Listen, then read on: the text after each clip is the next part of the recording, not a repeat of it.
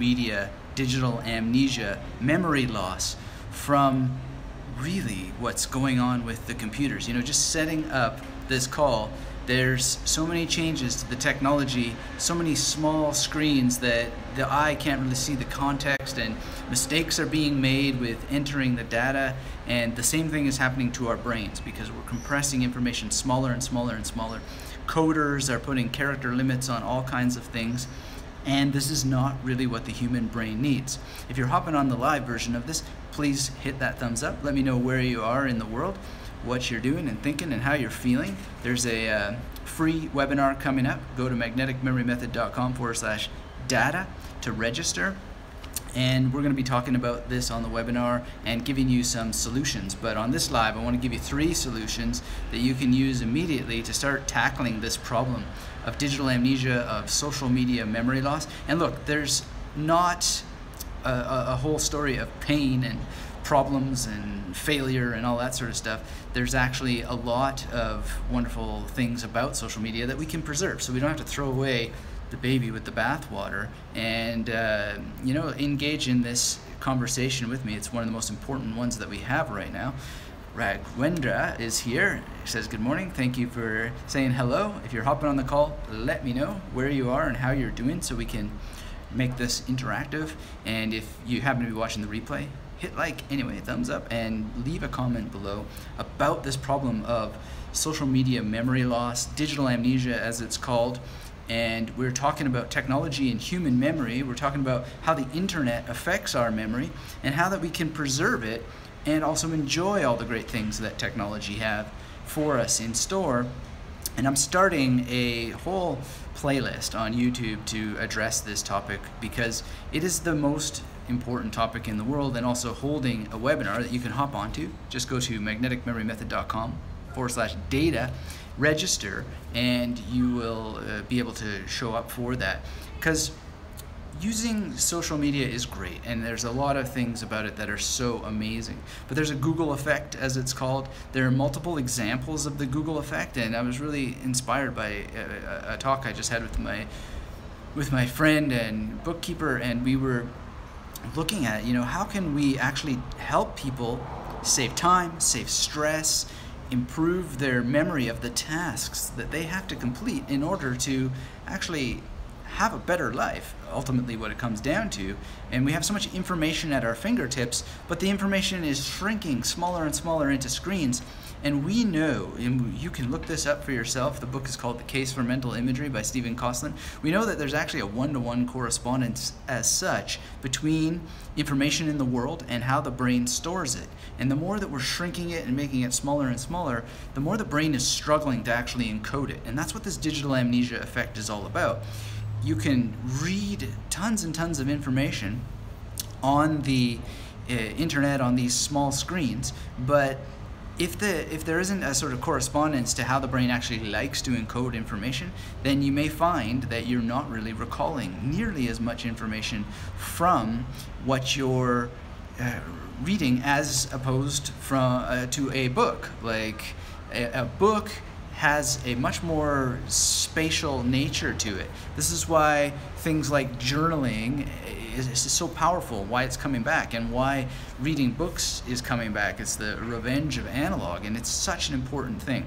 By the way, if you're hopping on the call, hit that thumbs up. Let me know where you are. I really love engaging with you, and this is part of how that we use the technology and combat digital amnesia. We get involved, we participate, even if it's over thousands and thousands of miles. You know, memory loss due to technology just simply doesn't have to happen if we start using it to engage people more, rebuild, redesign what the classroom means in the 21st century, what lecture means, what student participation means, and so forth, and we start to use social media. So my first point for you, the first big tip that I have, is use social media for group study and take it seriously. And so Facebook groups are really powerful. I have a number of them for different purposes. My favorite one right now is the Dream Recall Intensive. Very small group of people, but we are meeting together on a daily basis, most people showing up and actually practicing what's called passive memory recall exercise. So there's no real use of memory techniques as such, unless you want to, and that's more advanced, and we do talk about that as well. But the thing is to actually start the day with a memory exercise.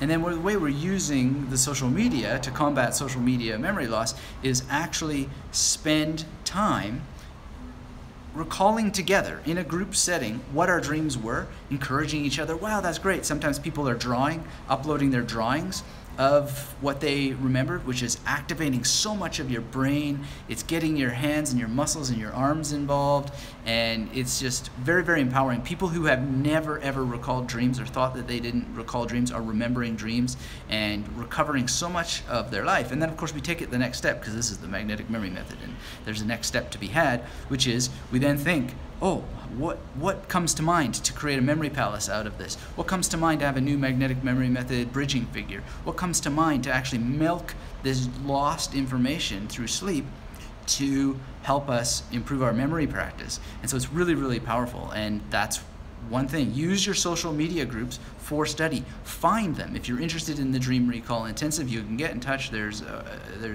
a path into it. It's very exclusive. I have other ones, my Learn German Memory Hacks group and the Chinese group, where we practice together, sometimes do 30-day runs and so forth. It's really, really amazing. I saw Oscar saying hello. Hi, Oscar. Thanks for being here. Thanks for letting me know where you are. If you're hopping on this live, get engaged. This is part of how we combat this digital amnesia problem.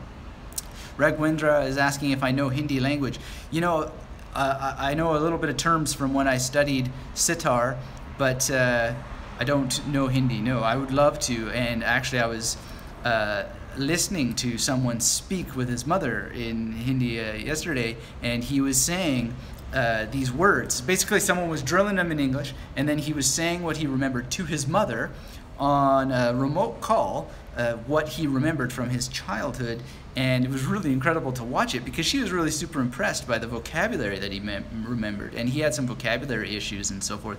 But I was listening to it, and I was listening to it attentively, because I've been asked a few times if I know Hindi, and I would love to study it, and I do have some relationship to it from when I studied sitar.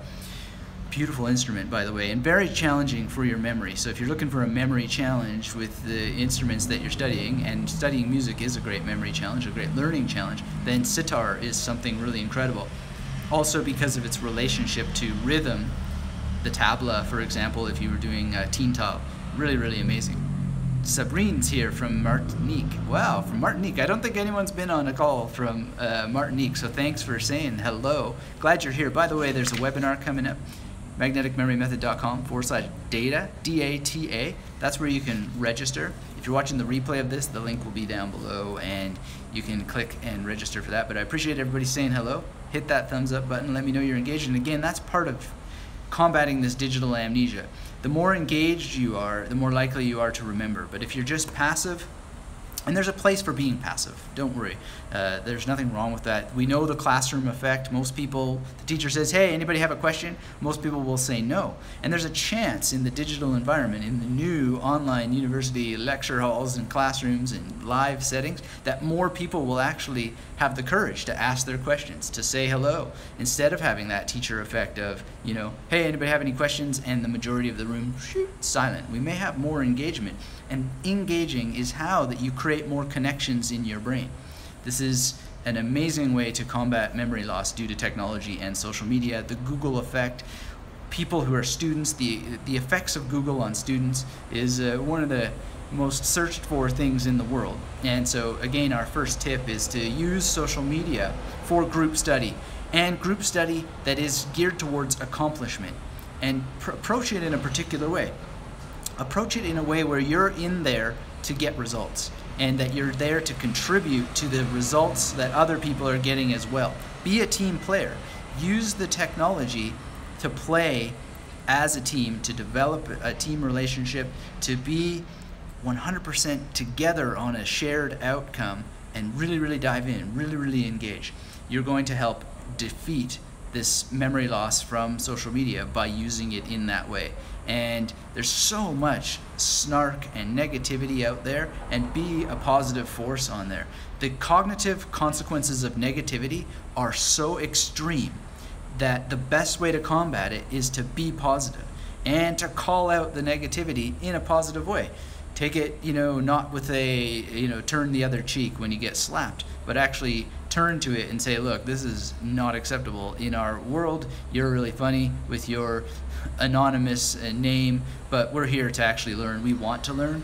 And in the current situation, one of the things that's really helping combat the identity politics issue in brick and mortar, real world online campuses is that a lot of people are fed up, they've had enough, and they're saying, look, this is preventing us from learning. We're here to learn, we want to learn, we want to focus, we want to concentrate, and how you do that is by you stand up against the things that are pure, utter nonsense, and that's what snark and negativity and a lot of the anonymous behavior is. So we can also help our memories by standing together for a common cause, using these tools for group study. Set up your own group study. You don't have to join other ones. It's really easy to set up a Facebook group, make it secret so no one can see it unless they're invited to. Yeah, it takes a little bit of steps here and there. That's how I protect mine. You're only in it if you're serious. And we cultivate an amazing experience. It can be daily, near daily, weekly, and so forth. But it's helping combat digital amnesia. It's helping combat this Google effect, this online effect, and people are getting real results, and we're doing really powerful passive recall with a little bit of active recall as well. Rhea's here. Good to see your name. Thanks for saying hello. And everything is good. Everything is good. How are you doing? The more we engage, the better. And I really love this effect of people coming together, figuring out how technology can improve memory, human memory. The only real memory that matters, apart from the computer memory, which is going to chew us up and spit us out if we don't use it appropriately in advance and train it to use us appropriately, because more and more we're being used by the technology to create big data for corporations, and they're then using the technology to manipulate the malleability, the changeability of the human brain, and this digital amnesia is a problem. So you might want to be registered for my digital amnesia takedown webinar. Go to magneticmemorymethod.com/data. That's a little acronym for Digital Amnesia Takedown. And it's a powerful presentation. You're going to enjoy it a lot. It's going to help you manage all these things. And again, today's #1 tip is to use social media for group settings with a outcome that is geared towards accomplishment. What kinds of accomplishment? Well, using memory techniques every day is an accomplishment. Studying a certain period of time every day is an accomplishment. To journal your activities and get some group feedback geared towards accomplishment, that in itself is an accomplishment. We know that by tracking what we do and measuring what we do, we get improvement because we put some sort of measurement on it. We put statistics on it. We put something that we can see and then optimize, and we get it outside of ourselves. And then of course the best way to do that is to get it out on paper. That's my second tip for you. I'm using the Mastery Journal right now. It's a second version of the Freedom Journal. I love the Freedom Journal as well. If you want to get a Freedom Journal, then magneticmemorymethod.com/TFJ is great. I just saw Rhea there saying that technology causes loneliness. That's absolutely true. I've got something to say about that coming up. Thanks for pointing that out. If you're hopping on this live and you haven't said hello yet, and hit that thumbs up, let me know. And hey, if you're watching the replay, hit that thumbs up as well. But tracking your data is absolutely important. And just to show you a little bit of how that I do this and getting things onto paper, even though I work in a digital environment all the time, I take it onto paper. So productivity chart, 10-day productivity chart. So have a good day, bad day. I'm having sort of a rough beginning to the week, but it's there, it's on paper. I can look at it, I can compare, and I can say, you know what, I want tomorrow to be better, and go way up, way up. But because it's externalized, it has way much more power. A lot of people, they ask me, they say, oh, give me a memory app that helps track everything and puts it on a screen. We know very well that the smaller these screens are, the less the brain interacts with it, the less it's, or at least we know, I don't want to be too certain, but the scientific research is not promising us a lot of great future. The more we're shrinking data, the more coders are putting on character limits and stuff. This is not what human communication is about. We learn through connection. We learn through mind wandering. We learn through fantasy. And we learn through conjecture. We learn through putting pieces together. We need context. Context cannot be created by endlessly minimizing the amount of information we see on a screen. What that leads to is a twitchy Twitter culture where utter morons are being invited to make world decisions, and this isn't going to go a good place if we don't arrest back depth of content, human attention span, and we start telling ourselves a better story about the mind. That doesn't mean that short books aren't good. Short books are good. I just got this one in the mail. It was sent to me. It's Deconstructing Dirty Dancing, and it's a really, really interesting book. Why it was sent to me has to do with a project that I have. If you don't know about my film studies career, I'm resurrecting it from the past and putting it up on a different YouTube channel. So if you want free film studies training, there's a course called Genre Frameworks, and I got this book sent to me, and I'm going to be talking about it on that channel because I love movies. Movies are a great way to practice expanding your attention span, being really, really involved, and there's a lot of memory exercises you can do with memory techniques. If you haven't seen one of the recent videos I did here on YouTube about Thor, I talked about using the movie theater as a memory palace, using different parts of the movie itself for memory palaces. Go watch that. I know it's a live replay, but you're gonna love it. And it's a really, really interesting conversation. A lot of people enjoyed it, and there was things come up on these live calls that you know they're only possible through the interaction of people. So that point that Rhea raised about loneliness is my third tip for you. The first tip was to use the groups for focused study with real outcomes that lead to accomplishment. This is possible on Facebook. It's so amazing if you use it for good purpose, if you go in as someone who's going to contribute. And the second tip is to get things down on paper, writing. Make your own journals. I've made my own journals for a long time for research. I'm using other journals to see how that's going. I also, when I read a book, I have like a journal to go with the book as a new experiment to see how that works for memory. I'm always experimenting with memory, and you need to as well. You are the scientist in this lab, and this laboratory is yours, your brain. And the more experiments you run, the more you're going to learn how your memory works. And so that was the second tip. Get it out on paper. Don't trap everything in screens. Don't trap it in screens. Why? Well, because there's no space. We respond really well to spatial mapping. We know this. If you want to look it up for yourself, read a book called The Case for Mental Imagery by Stephen Kosslyn. It will change your understanding so much about why mnemonics work, why the memory palace works, and how to understand it better from a different direction. I'll be talking about that book a lot. So if you're watching this and you're not subscribed to this channel, get subscribed. This is the most important topic for the health of your brain for the rest of your life. Whatever age you are now, you can combat the Google effect. You can combat this digital amnesia effect. They're also calling it digital dementia. And there's studies about technology and human memory. I'm doing all I can to help us bring the two together so they work together without destroying our brains, making it healthier and healthier. You've got to rise to the challenge by making the balance yourself. One way is to get things out on paper. I know it looks a little bit, well, 19th century, but this is how to get onto my webinar, Digital Amnesia Takedown, magneticmemorymethod.com/data. That's part of the point. We can still use paper in the 21st century to communicate messages and actually get people to take action. It's that simple. So don't feel like everything has to be on technology. You can do things simply that are very, very powerful. Paper's one of them. It's not going to go away. The brain needs space. Mind mapping. If you're into mind mapping, then you know this already. If you're not, explore it. It's going to help the health of your brain. Inconvenient Politics is here. Hi from the UK. Hello, Inconvenient Politics. Thanks for saying hello. I always appreciate when you guys say hello. Let me know you're here. Hit that thumbs up button. Dylan's here. Hi, Dylan. Anthony, how can we use visualization with verbatim text? Dylan, give me some verbatim text to work with, and we'll answer that. Visualization, keep in mind, is just one of the tools in mnemonics. So a big problem right now, and I see it in my email box all the time, I see it in the comments all the time, people are talking about aphantasia and they can't see in their mind's eye.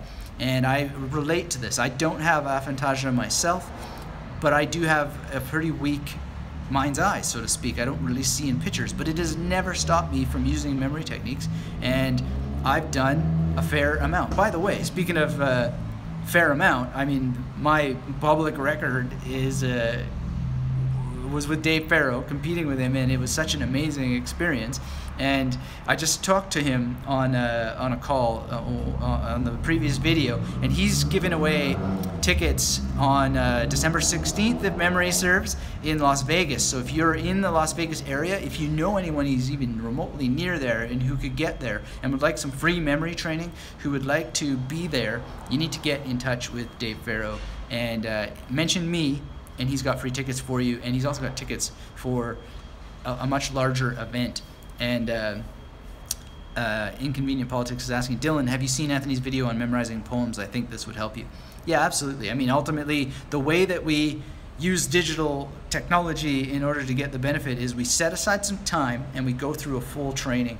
And then here's another tip for you. This is all the Feynman method for learning. Answer every possible question that you have on your own as much as you can. Write it down.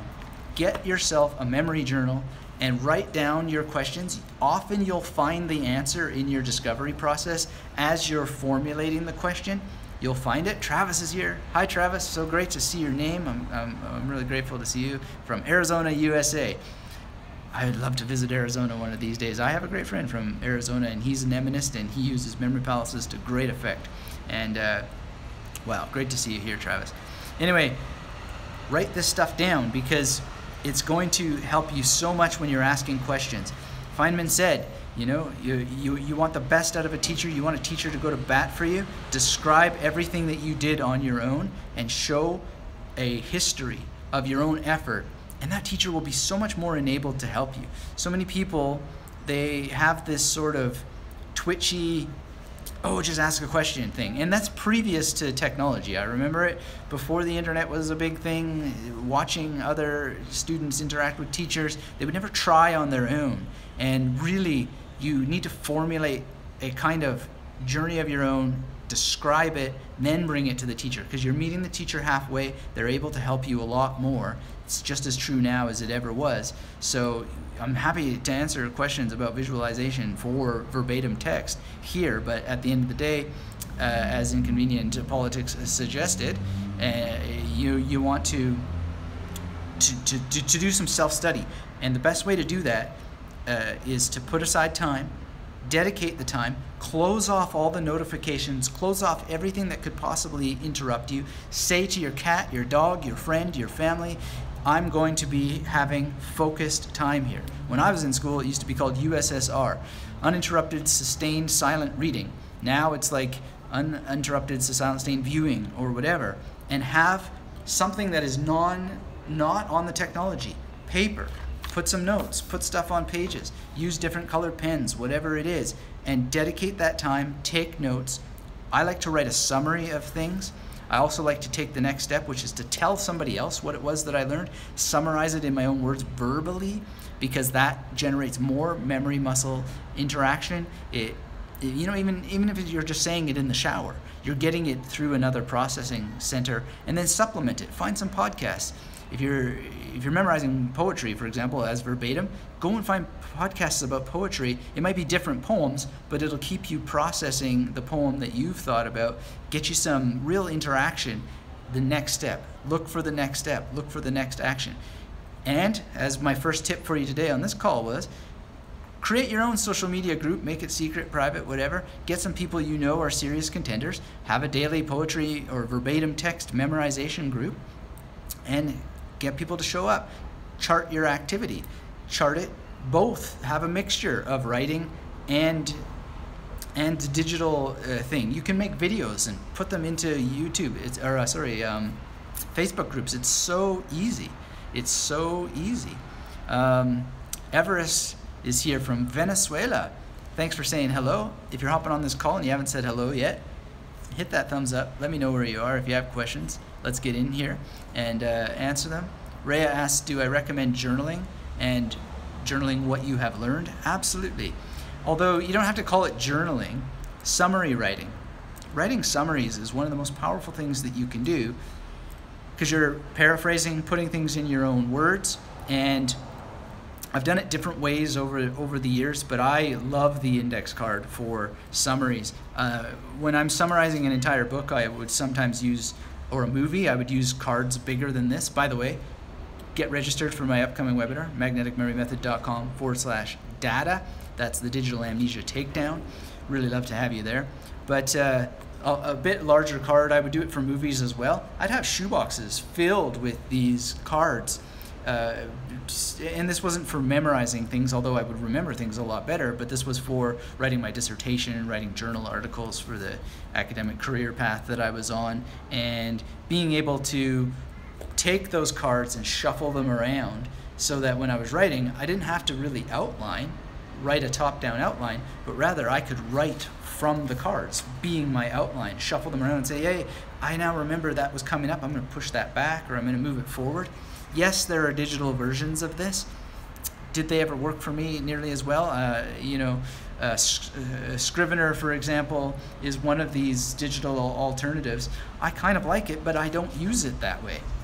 I use it to move chapters around after I've written a book or parts of an article and so forth, but in the actual planning process, I really think, well, I don't think, I know, and it may partly be an age thing. I'm willing to admit younger generations may be handling the technology better, although it's still too early to know, but it can be that, it's just, and I don't feel like I'm getting older. I'm planning to live to 150 at least, but it can be that this need for external objects is even more prevalent because of this. But nonetheless, I recommend trying different kinds of journaling, figuring out what kind of journaling is going to work for what outcome, and then having a digital component in the form of, as I'm suggesting, real dedicated social media groups.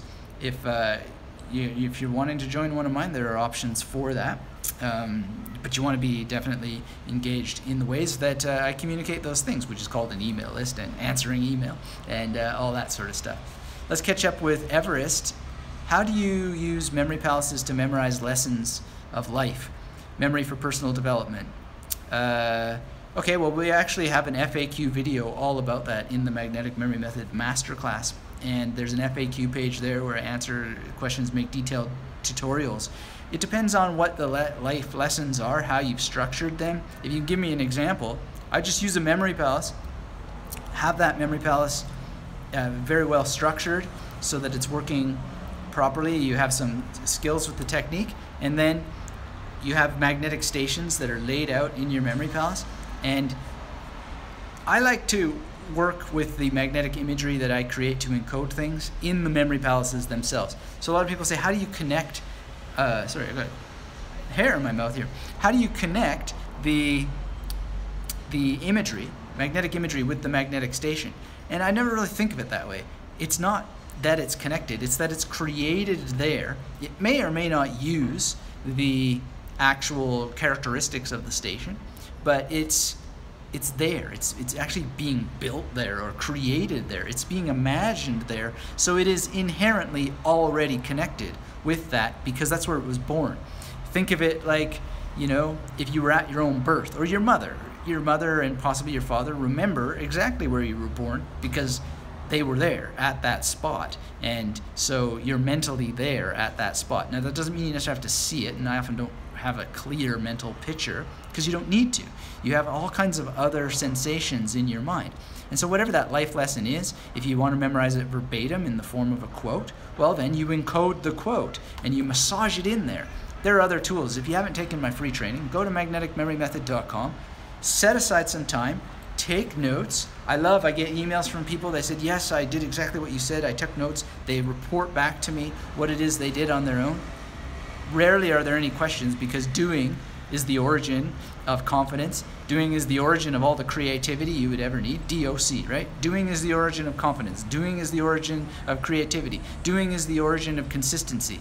Doing is the origin of courage. Just keep doing, and you will answer all the questions. And if you have questions, they're going to be really, really good ones that are answered by taking action.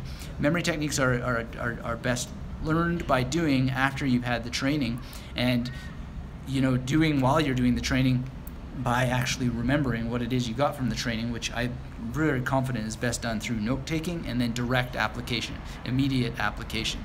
ASAP. It's really, really important. So I hope that answers that question, Venezuela.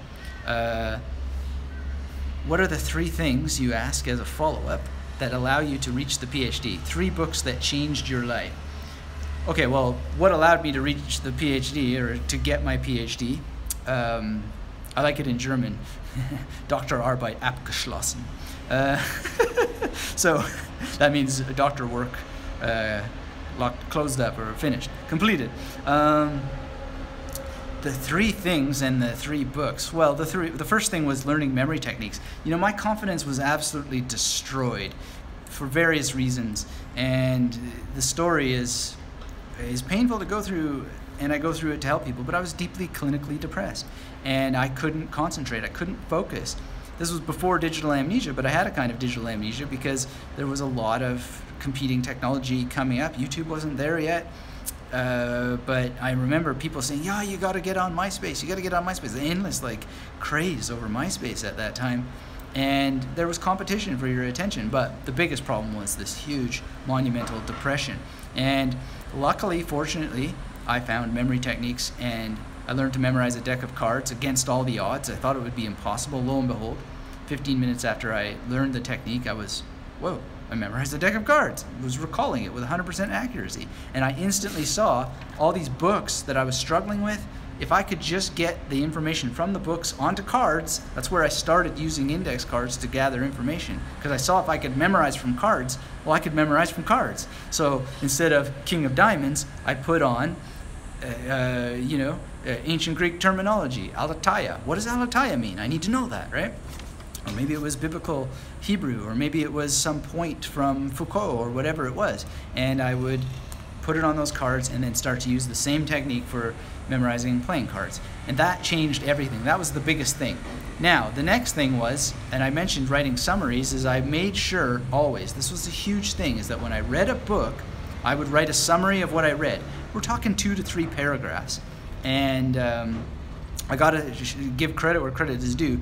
Katie Anderson forced me to do this when I did a directed reading with her, and I just took it up as a habit for all my courses because the benefits were so huge. Putting the major thoughts into my own words, which were luckily all gathered now on these index cards, and I could shuffle them out, it did a couple of things. It reasserted it into my memory so that I was very, very fluid and fluent with what was in that book.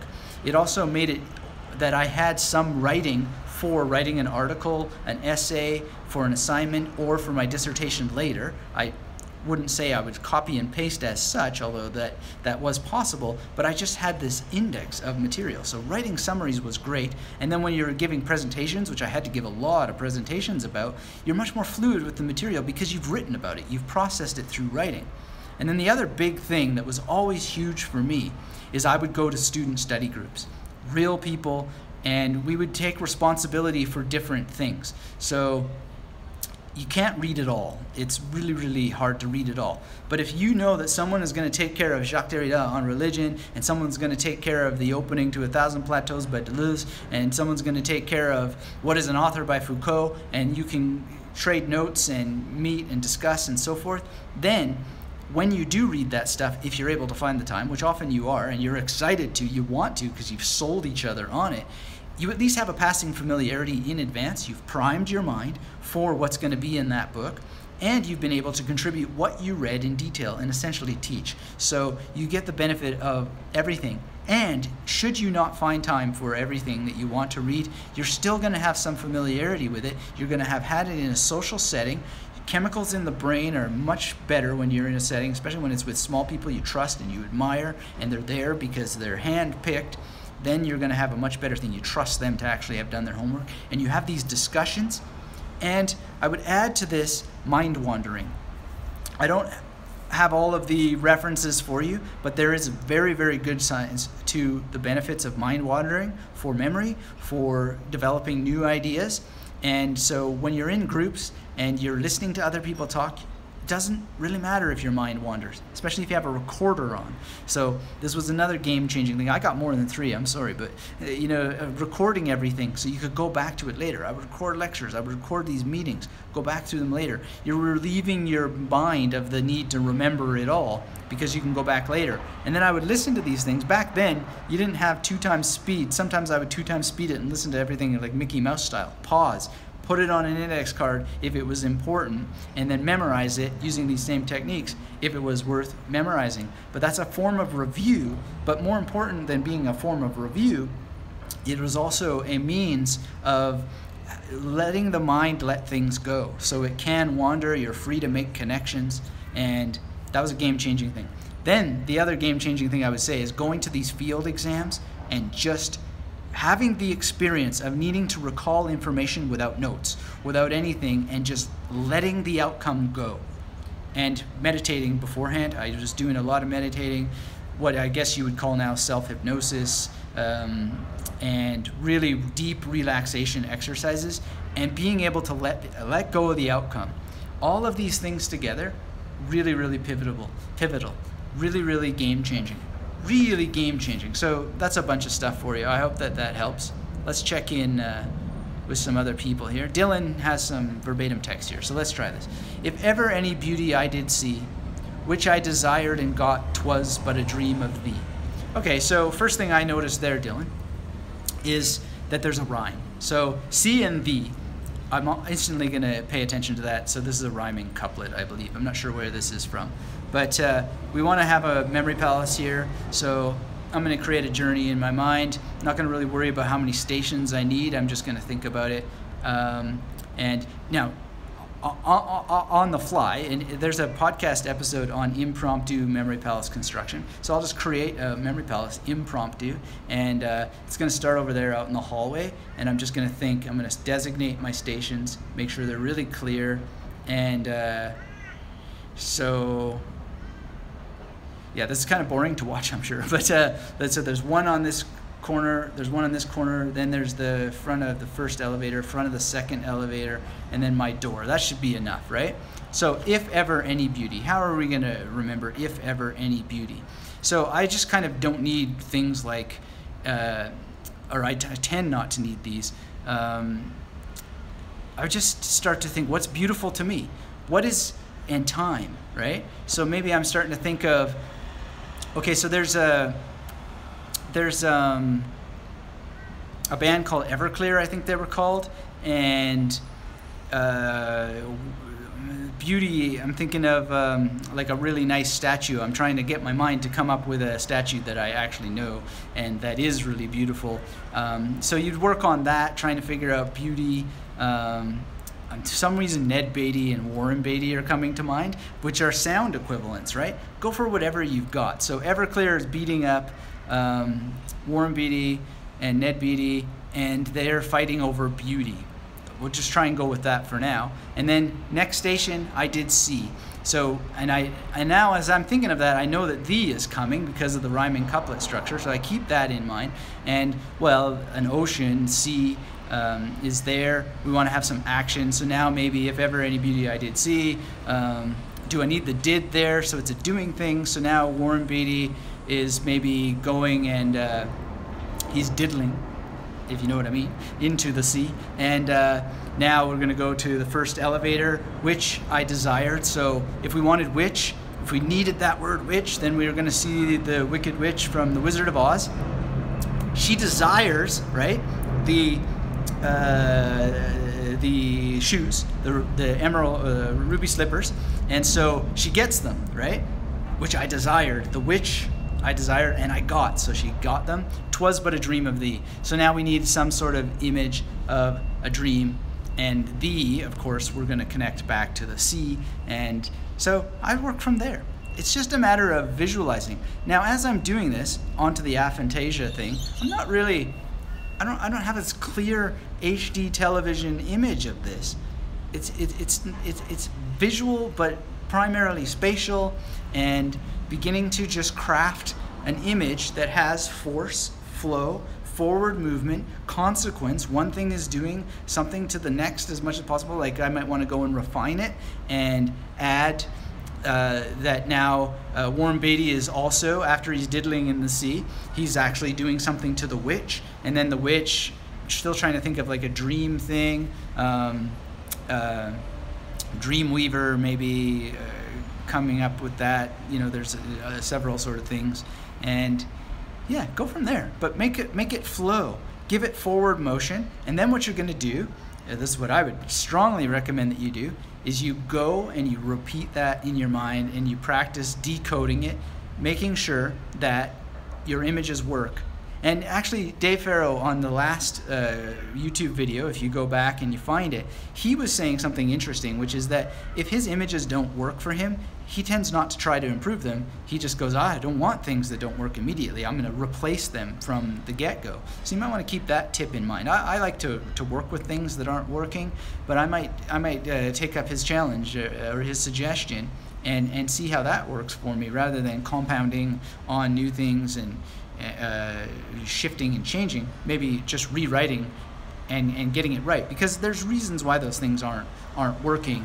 And so if you don't get it right the first time, well then maybe starting from scratch is the answer. Anyway, Dylan, I hope that helps you out. And it's really that simple. It's just a practice, and there's a lot of different angles of how you can get better and better and better at it, but you've got to dive in. So remember, doing, DOC, doing is the origin of confidence with these things. Doing is the origin of the creativity that you need in order to get these results, to have these images come up. These images that I just shared with you, are they gonna work? Well, I'm pretty confident that actually I could probably do about 95% accuracy if I needed to after this, although I don't know, because I don't really do mnemonics live while talking. So it's a sort of different thing.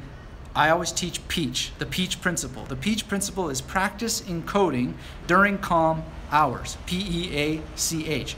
Practice encoding during calm hours. So what you want to do, as with anything that you want quality from, you set aside a little bit of time and you prepare for yourself.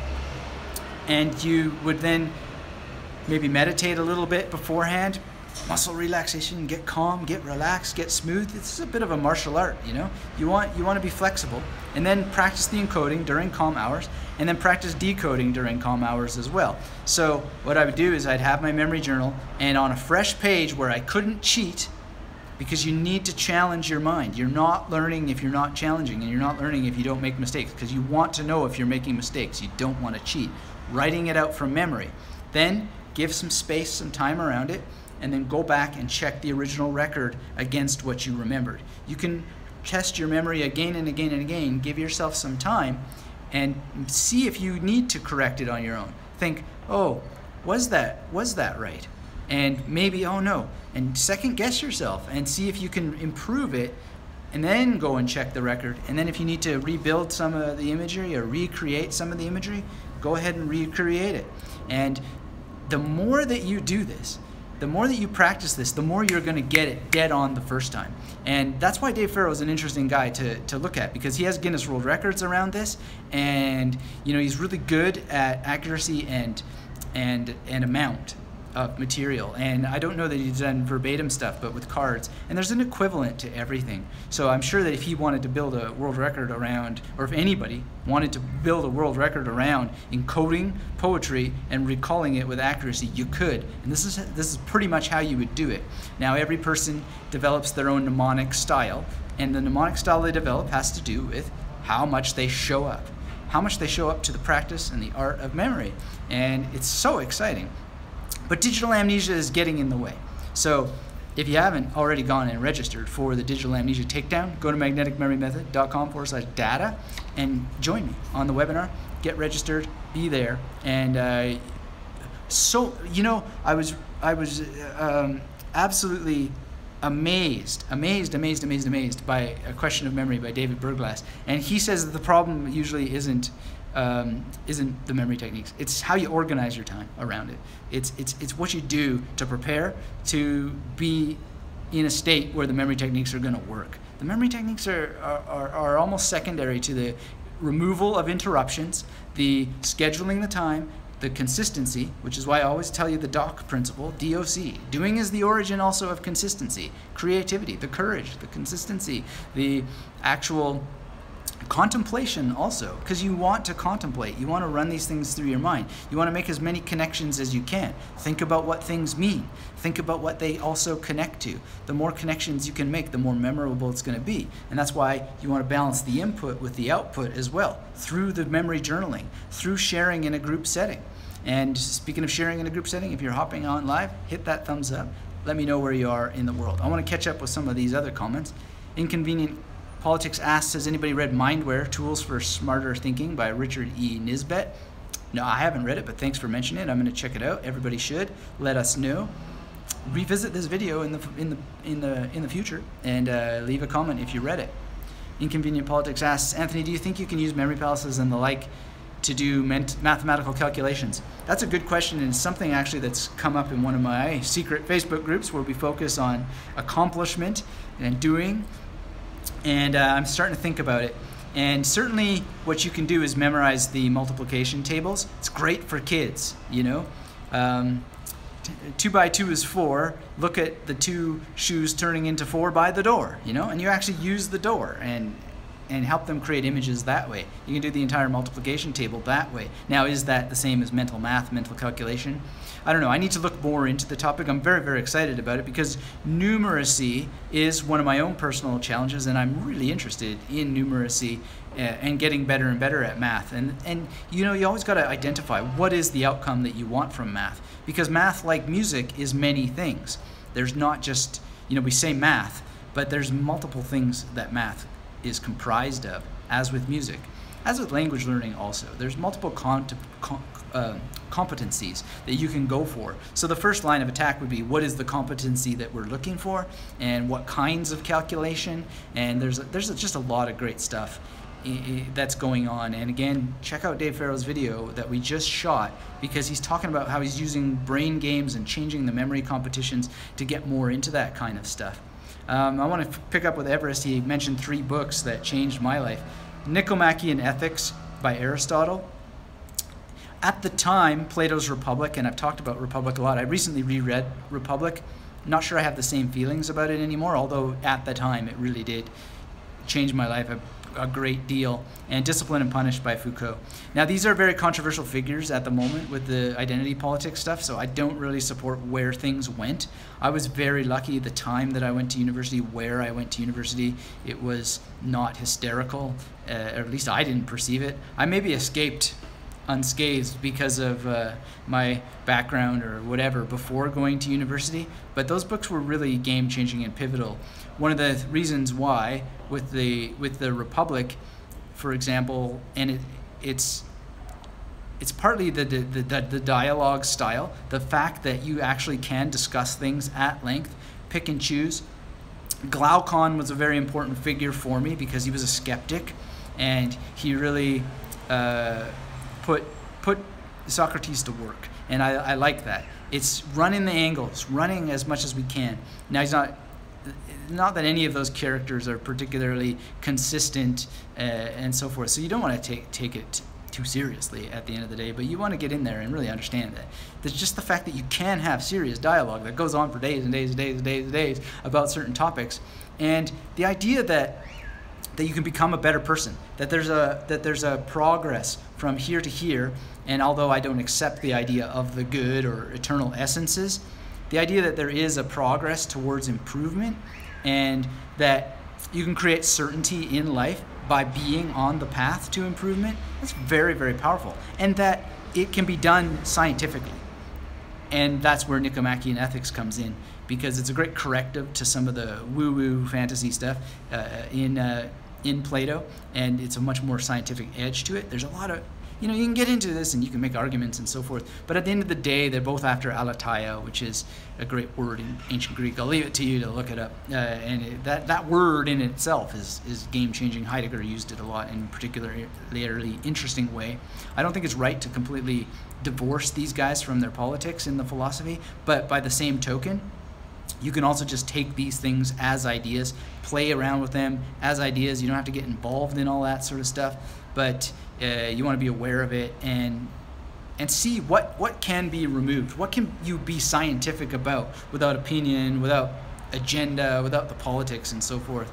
And then again, Foucault, very highly politicized, and maybe some bad things have come out of all that philosophy. But what I found was so important in Foucault is his talk about what exactly constitutes an author and what we can contribute. And it's not about being right or wrong. It's going beyond right or wrong. It's about opening discussion, dialogue. It's about opening discourse. It's about making topics that are difficult to talk about or are not being talked about, making them discussable, and finding what in them is difficult to discuss and banishing that. And that's that aletheia concept again. And then of course, how that can be done in a world that's constantly trying to not just surveil every action that we take, but surveil us in a way that we surveil ourselves, right? And we have tools for keeping our freedom from that and being better contributors to a world in which people get outside of that game, which circles us back to Plato and the allegory of the cave and all the stuff about, you know, if you get to see the sun, then you better go back down in the cave and bring the sun to the rest so they can see the sun too, help them free themselves, knowing that, and this is the Aristotle and the science, that it's not that the sun is the truth. It's not that there's an eternal truth out there, but rather each person has the opportunity to test, to seek, to find, and not to yield, so to speak, if I can mess around with some poetry and blend the lines and misquote them. You've got to encourage the others to go on their own journey, find their own way out of the cave, and then hopefully they'll go back and rescue more. And those are the books, you know, that really come to mind. There's lots though. There's novels. Mao Too by Don DeLillo really impacted me deeply. Other books by DeLillo, White Noise is a great novel. Child of God by Cormac McCarthy was a huge novel for me. Frankenstein by Mary Shelley. And by the way, Mary Shelley's 200 years is coming up for Frankenstein. And I wrote a story to contribute to a celebration of the 200-year anniversary. It hasn't been accepted yet, but wish me luck that the story gets accepted. It's called The Alchemy. And if it doesn't get accepted, I'll let you know, and if you want to read it, you can. But for now, let's keep it private. But let's see, what else do we have here? So Dylan says it's from John Donne's The Good Moral. Okay, well, John Donne is a great poet. Let's see what else we got here. Dylan says, I looked up Alex Mullen, it is, on your recommendation. Would you ever want to compete in memory games? 15 seconds for a deck of cards is amazing. It is amazing, and it'd probably get faster, actually. I have competed, and it is a lot of fun. And the thing is you learn that memory competition training is different than everyday skills training. They're different outcomes. They're very, very different. And I don't want to spend my time practicing to compete because of the lack of longevity and the lack of importance of the information, though that the competitions exist is extremely important for demonstrating what's possible, for encouraging people to learn these techniques and to use them for everyday applications. And so I teach the everyday applications. And it's really important to me that people see that there's a difference between the two. But that doesn't mean you can't learn one or the other and benefit from the other. And I highly recommend. When Nelson Dellis hosted the Magnetic Memory Method podcast, he said something very, very important, which is that if you're going to compete, you practice competition by competing.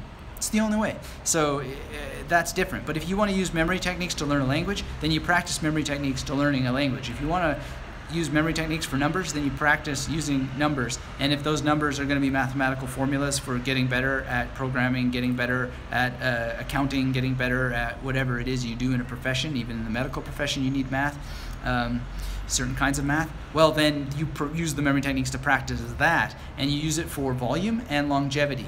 That's not what memory competitions tend to be about, and so it's really, really important to know that difference. Great question. Aviant's here. Hey, Aviant from Venezuela. My tips for maximizing concentration: meditation, diet, sleep, memory techniques, and memory techniques. Like, there's more than one memory technique that will help you with concentration. So learn the widest possible amount of memory techniques that you can. Practice them all. Travis says, bravo. Well, thank you, Travis. Dylan says, thank you for your time. Be sure to practice a deck of cards too. Well, please do that. Jaideep's here. Hello, Anthony. Harvinder's here. Good morning from India, Delhi. Harvinder, thank you for being here. Always great to see your name. Thanks for letting me know that you're here. The tips, once again, just to rehearse and review. Use social media for a proper purpose. Harvinder is in one of these particular groups, the Dream Recall Intensive, and a great participant. I'm seeing what I perceive to be, and Harvinder can say more, some great outcomes as a result, and we're having fun. Small group, but having fun, and the consistency is what's so important, and tracking the journey, having a place to track the journey. It's really, really powerful, and really enjoying that. But that was the major tip for today, is you can use social media to have a wonderful experience that will help you group study your way towards group accomplishment and individual accomplishment. And the level of your individual accomplishment is going to be part of how much you contribute. So if you want to get lots out of a group, be a contributor. And there's a number of reasons why. One is that you're going to have a processing that the non-contributors won't ever get. The more that you contribute, the more you process. So you personally benefit. And that's a great way to combat digital amnesia, is to actually be a contributor, to be a leader or a sub-leader. You can support a leader by demonstrating what's going on and asking questions based on your own practice. It's really important. Asking for clarification, and then answering the clarification with more questions based on your implementation of what you learned from the answer. So if you're hopping on this live, hit that thumbs up. Let me know where you are in the world, and be interactive, because that's another thing. When you're there in these new online learning environments like we're having now, the more you interact, the more that we're able to have a great time. So that was the first point. Adventures in multilingualisms here.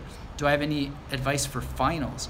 Yes, well, that is part of what I was just talking about. If you know you're having finals, first of all, set up a group. Oh, you say you're from Alaska, and can you say hi to Jonathan in Alaska? Jonathan, hello in Alaska. Absolutely, I'm happy to say hello to Jonathan in Alaska. Happy to say hello to Alaska, and I really appreciate you being here. And as a representative of Alaska, I am confident that there are many wonderful and powerful memory palaces there to be used. And so for finals, the way I used to prepare for finals is exactly what I've been talking about on this call. So you can go back and watch the replay. But I was rehearsing the 3 big points here, and the first one was use social media for study, because we now have that option. But I highly recommend that you make a secret group on Facebook, invite only the people you know are going to engage, and have some game rules. So every day, report a summary of something that you read for the final exam. And by writing the summary itself, you're going to prime your memory a lot better. And by reading other people's summaries, asking them some questions, having a bit of dialogue back and forth, the more you contribute, the more you're going to be priming your memory, the more you're going to be triggering all this stuff. Then, also for finals, meeting the real people. The brain triggers off chemicals in real situations with real people that it doesn't online. We know this. So go and meet those same people. One of the biggest game-changing things that I had, I'll never forget meeting people, or it was one student in particular who failed an exam. This was in first year English course, and we had to do a lot of literary theory and terminology, and he was just down. He was going to quit school, and he's like, why did you guys do so well? Well, every week after class we went and we had a study group, a private study group, to rehearse verbally from our notes and talk to each other, talk about the poetry we were reading, and just get that deeper level of interaction. It's priming the mind on multiple levels. So if we had had Facebook groups back then, we probably would have had it as a supplement. Discussion boards, I don't know. That really wasn't a thing when I went to university. I don't know exactly how well they would work, but Facebook groups are pretty cool because you can upload video, you can upload text, and you can tag people and they'll see that they were notified. I'm not really a big fan of Facebook, but I do like this aspect of it. There's something called Kill Newsfeed that will actually prevent you from seeing posts and news and horrid things, so I never see any of that stuff. So if we're friends and I don't like your stuff, I'm sorry, I don't see it, but I like you, and so that's cool. Another thing, you can get onto my webinar, magneticmemorymethod.com/data, just learning how your brain works better, learning some tools that will protect you from information overwhelm, from the digital amnesia problem will help you, and then use paper as much as possible. Journal on paper, have progress journals, chart, track, see your up days, see your down days, understand how you tick, why you tick the way that you tick, and really put some numbers on things, measure things. You're going to get much, much better results as a result. So thanks, Jonathan from Alaska. Hope to see you again soon, and let me know if you have further questions. Oscar's here. Recently read a mini book named Hero Habits. Recommended a lot. It let me know my habits work and how I can feed someone's and how to fire other ones. I know that's off the subject, but I think this book can help someone change their habits. Absolutely, habits are a big thing. I mean, I like to think of it more as programs, right? You're either running your program or other people's programs are running you, or programs of randomness and the unconscious mind are running you. So habits are like programs that you run. And one of the things that I like about the Mastery Journal, I'll just find a blank page, is it has my morning routine. And you can write here a bunch of stuff. And then when you've done it, you check it off. And that's like a program. That's a program. It's a you just open it up and, it's powerful. It's powerful if you have it every day. And the other cool thing about the Mastery Journal is it has fill out tomorrow's morning routine and desired starting and ending times for tasks. And I check that off, make sure that I'm prepared, know what's happening tomorrow. It's got 4 missions, just boom. And that's really a great thing. I find it's not that life doesn't come in and like present, oh, I could do this and oh, I could do that, and leaping around and all that sort of stuff. Life does present that. But over time, you're so much better off if you have a plan and a structure, and if you're going for finals, all the more so, because why go to finals if you don't feel bulletproof that you're going to pass? And I've gone to finals when I didn't feel bulletproof, and I've gone when I knew I was bulletproof and I was relaxed, and man, there's a huge difference. And your confidence is everything. The only thing better than having total confidence is having the accomplishment that comes from real, authentic, earned confidence that you are going to take things down, which is why I'm calling this the Digital Amnesia Takedown. magneticmemorymethod.com/data, which is Digital Amnesia Takedown. Love to see you on that webinar. Get registered. Even if you can't make it, get in there. Please do.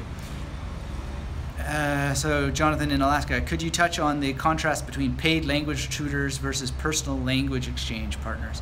Absolutely, I would love to. So here's my policy on that. I talk about this in a course called The Ultimate Language Learning Secret. I've tried and tried and tried to have free exchanges with people where it's my time for yours. With language learning, it doesn't work, never works. And the reason why it never works, it might work in the beginning, that's called the honeymoon effect, but it never works because there's no skin in the game, and so people won't show up on time. And the other thing is that then there becomes competition. So you'll find that you'll meet people who really aren't interested in giving you 50% of the time in their language. They're interested in getting as much of your time in your language, and you'll butt heads over it. And if you're a kind person like I am, you kind of just want to go with the flow and have harmony and peace and all that sort of stuff. That's how I am in my heart and soul. So you go for harmony and peace, but then you lose out and you don't get the quality time. Plus your mind is filled with all these thoughts about like, oh, well, the time is running out. It's time to switch languages. And you've got your time on your mind, your return on your investment, instead of focusing on giving them the ultimate value that they're looking for. So it's this. Now, I'm not saying that this has to be that way, and there certainly could be exchanges that work, but and there are, and I'll give you an example in a second. But overall, that's been my experience. It's not a great way to go about learning a language with a partner at the end of the day, because it's relatively inexpensive to hire a tutor who is 100% there to cater to your needs.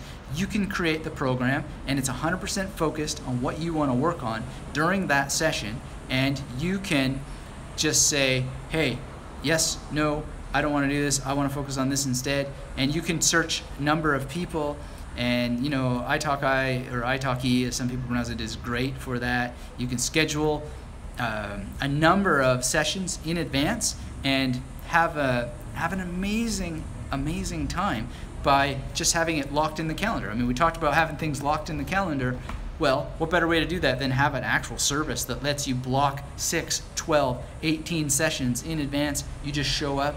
It's up to you to be prepared for your sessions. You can have them run the program, what you're going to cover, and give you homework, or you can guide it. I think a little bit of both is in order. And you never have this junk in your head, oh, are they going to show up or not? They're very motivated to show up because they don't get paid otherwise.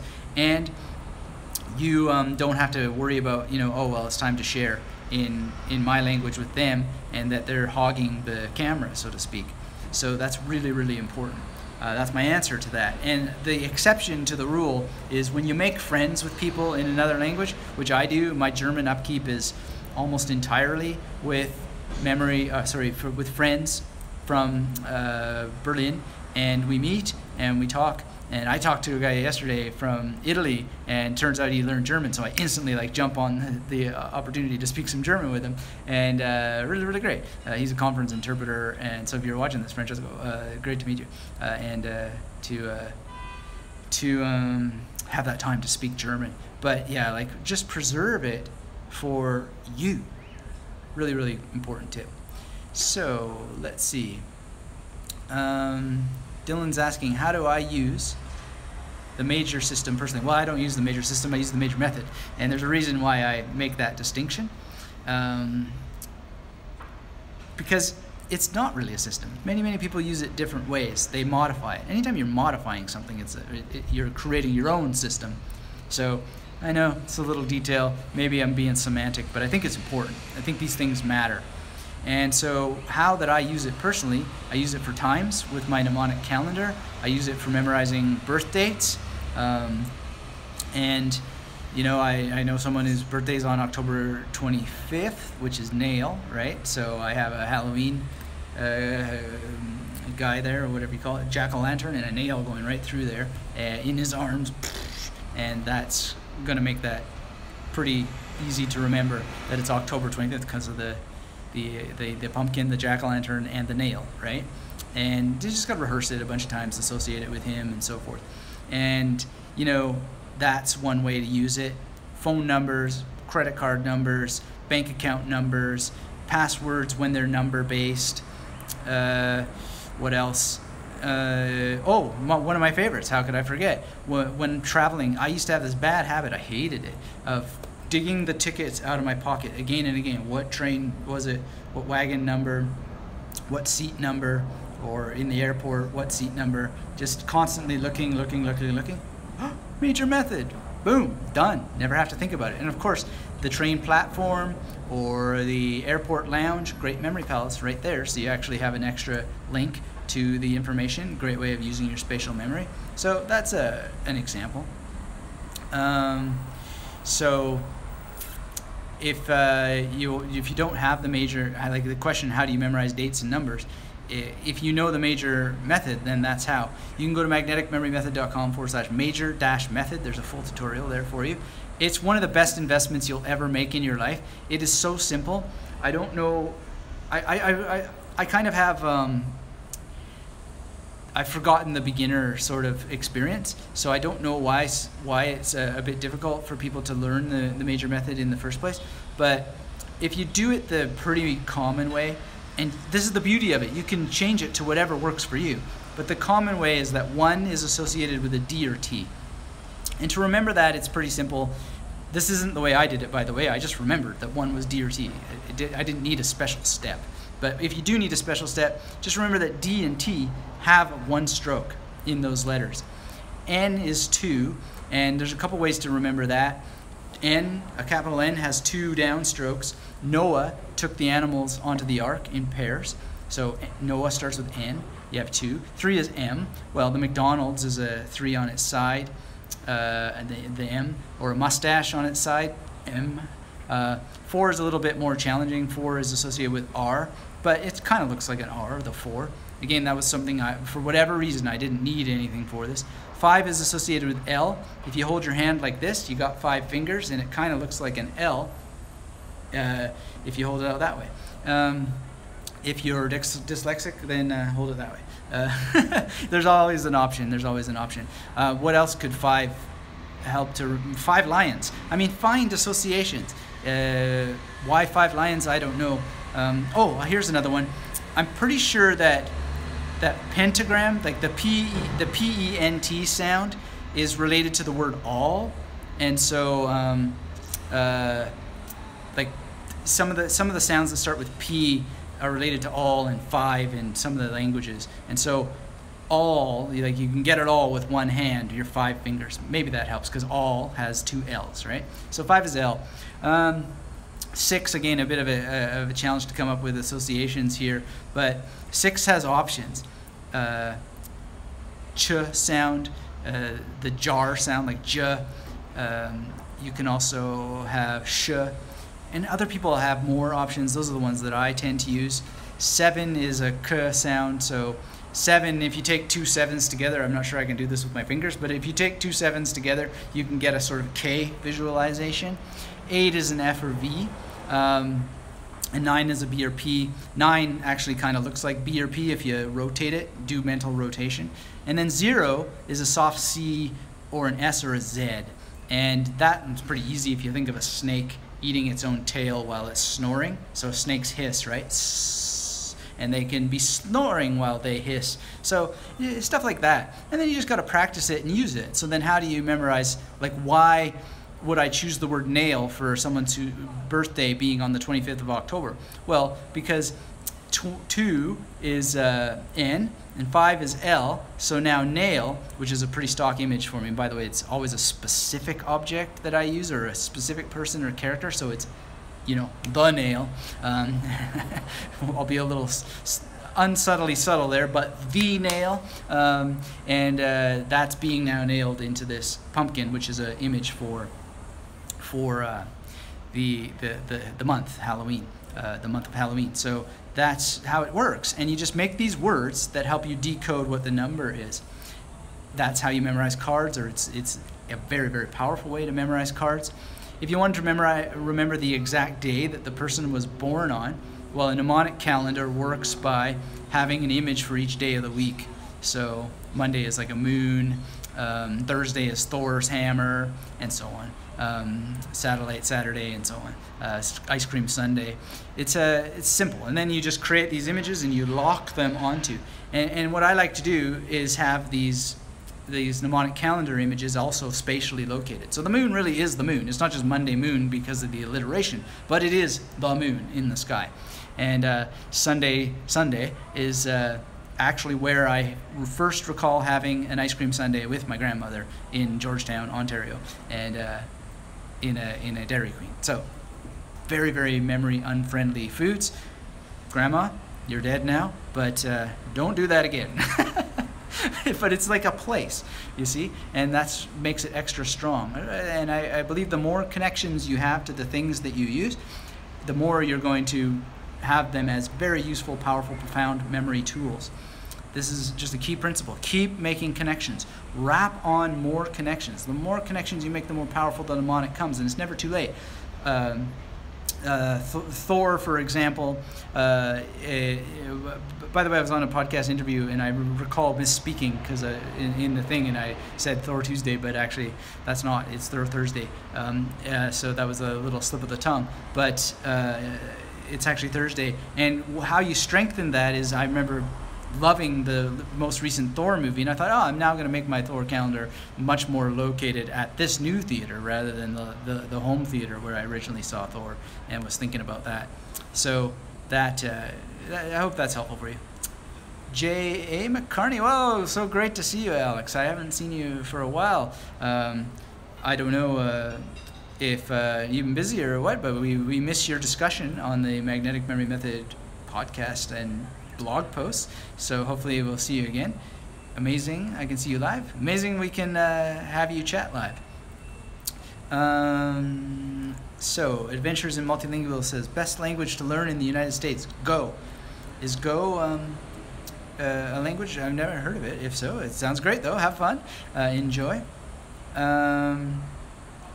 So, taking Jonathan Levy's Super Learner course. If you're interested in Jonathan Levy's Super Learning course, let me give you a very special free way of getting a sample. magneticmemorymethod.com/SL. That is, that gives you, that's a special entrance. So that's magneticmemorymethod.com/SL. In applying his speed reading techniques to my history and EMT classes, having a hard time coming up with pictures for numbers. Well, first thing, Jonathan has a great community for you, so I would definitely see what help you can get there. In terms of coming up with pictures for numbers, the major method. And what a lot of people do, and I highly recommend that you do it, is create a 00 to 99 as a starter. Put in the time, understand that it's going to evolve over time, so just get it done and let those images change over time, evolve, improve.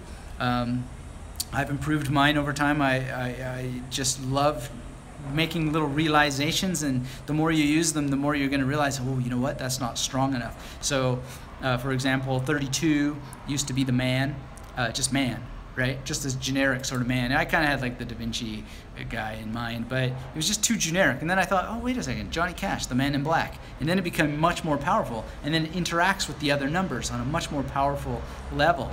By the way, if you're just hopping on, hit that like button. Let me know in the comments where you're from, what you're doing, and how you're doing, and so forth. And got a webinar coming up, magneticmemorymethod.com/data. That's the Digital Amnesia Takedown.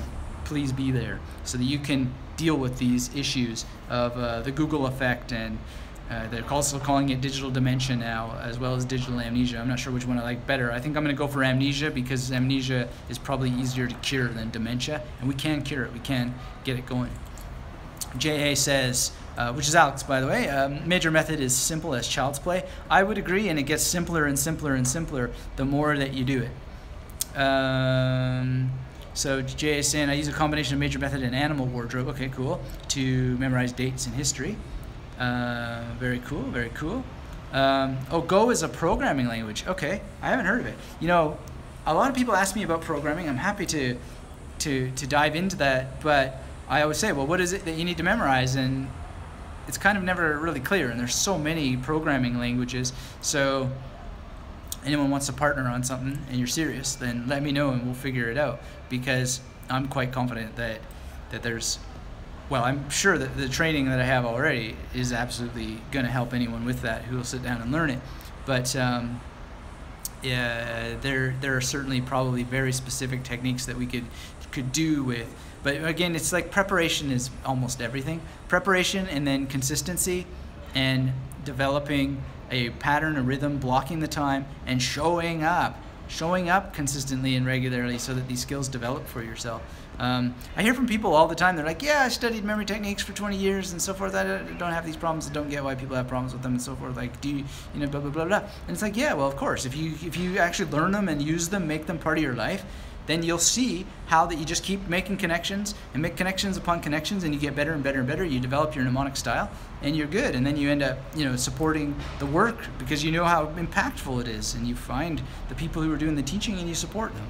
And you also just support others in the world by explaining how this works and getting as many people on board. I mean, it's not like a cult or a religion or anything like that. It's the same way that you would get people into anything that is just an amazing thing to do, that's better than fidget spinners, right? And by the way, you can use fidget spinners as memory palaces. It works.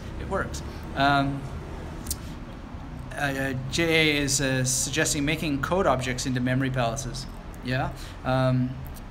There's so many options with memory palaces, and again, it comes down to being in the game and just finding a way into it and just starting to develop, and there's so many options for you. You're entering a world that is more profound than you'll ever know if you don't get into it. It's that word from the ancient Greek, aletheia. Aletheia is kind of like truth, but it means unhiding. And it's like the light that banishes darkness through the process of unhiding what's there for you. It's right there, right now, but you're never going to discover it if you're not the one that's shooting the light at it, and you shoot the light at it, you banish the darkness, which is actually, one of the original meanings of the word guru is the one who banishes the darkness.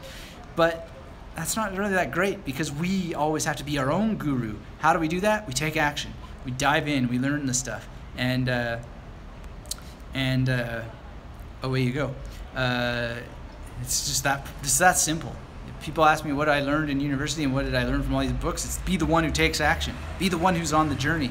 Be the one who's consistent about it. Be the one who has the courage. That's what you'll learn in the Nicomachean Ethics from Aristotle, is how to find that balance between complete insane bravery, which is not that great, and cowardice.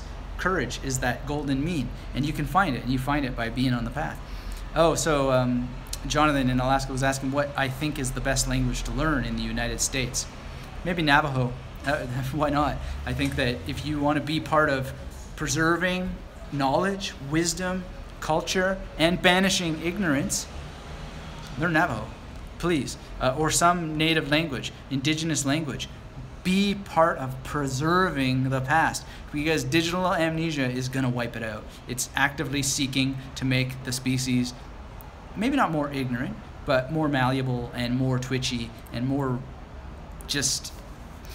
I like to be positive and have a positive outlook, but I'm really deeply concerned. And the more I see character limits and, people not even able to take care of themselves because they're just totally overwhelmed by so much information, and so much information that is appearing on smaller and smaller screens, when we know that the brain needs space. It needs to map things out spatially for most of us. And maybe younger generations are going to deal with it better, I don't know. But for those of us who are here now and are struggling with this, there are solutions. Talking about them on the Digital Amnesia Takedown, magneticmemorymethod.com/data to register. Please be there and claim your seat. And use paper. Use paper as long as we have it. And give yourself space. Give yourself space. It's really, really amazing. Also, Alex is suggesting Spanish, Hindi, Korean as also options. Yeah, I mean, just learn a language. Consistently dive into it. It's so rewarding. If you haven't done it, it's hard to explain. But another thing is, from a mnemonic angle, if you're using memory techniques, the more you learn, the more you have images, the more you have words to connect other words to, the more you have. And it's really, really powerful. And your intelligence goes up, your employability goes up, your social, how shall we say, charm goes up. You just have every benefit in the world from learning another language for multiple reasons, including being able to speak another language, which is obviously, right, the thing. But it's also just learning, having a large learning project. So, yeah. There's many things, and if you were in Canada, Navajo is also has some presence there, but Shuswap maybe. I would love to learn Shuswap or Chicoltan, or maybe Tlingit. I'd love to go to Kispiox and learn Tlingit. That'd be cool. That'd be a cool project. It's hard to say Tlingit, but I'd love to do that. So yeah, learn languages. Get things on paper. Don't be afraid of paper. Use index cards. Use externalization. Balance input with output. Journal. If you haven't got the memory connection yet, look into that. Get it. Read it. It's purposely available only as a print book, and in the structure that it's available at, to help combat this digital amnesia problem. I know that it's not for everybody, but it's there. And so, Jonathan in Alaska, how do you prevent burnout when using the magnetic memory method? I've got several of your books and courses. Finding and using the memory palaces is daunting. Any advice? Doing is the origin of creativity, so that you can be more creative. And so that sense of daunting, the reason why I talk about meditation, why I talk about progressive muscle relaxation, why I talk about breathing exercises, is that you will talk yourself into it being daunting. And maybe not you, but I did too. And I still do. There's so many things that are so daunting. There are so many things that are so daunting.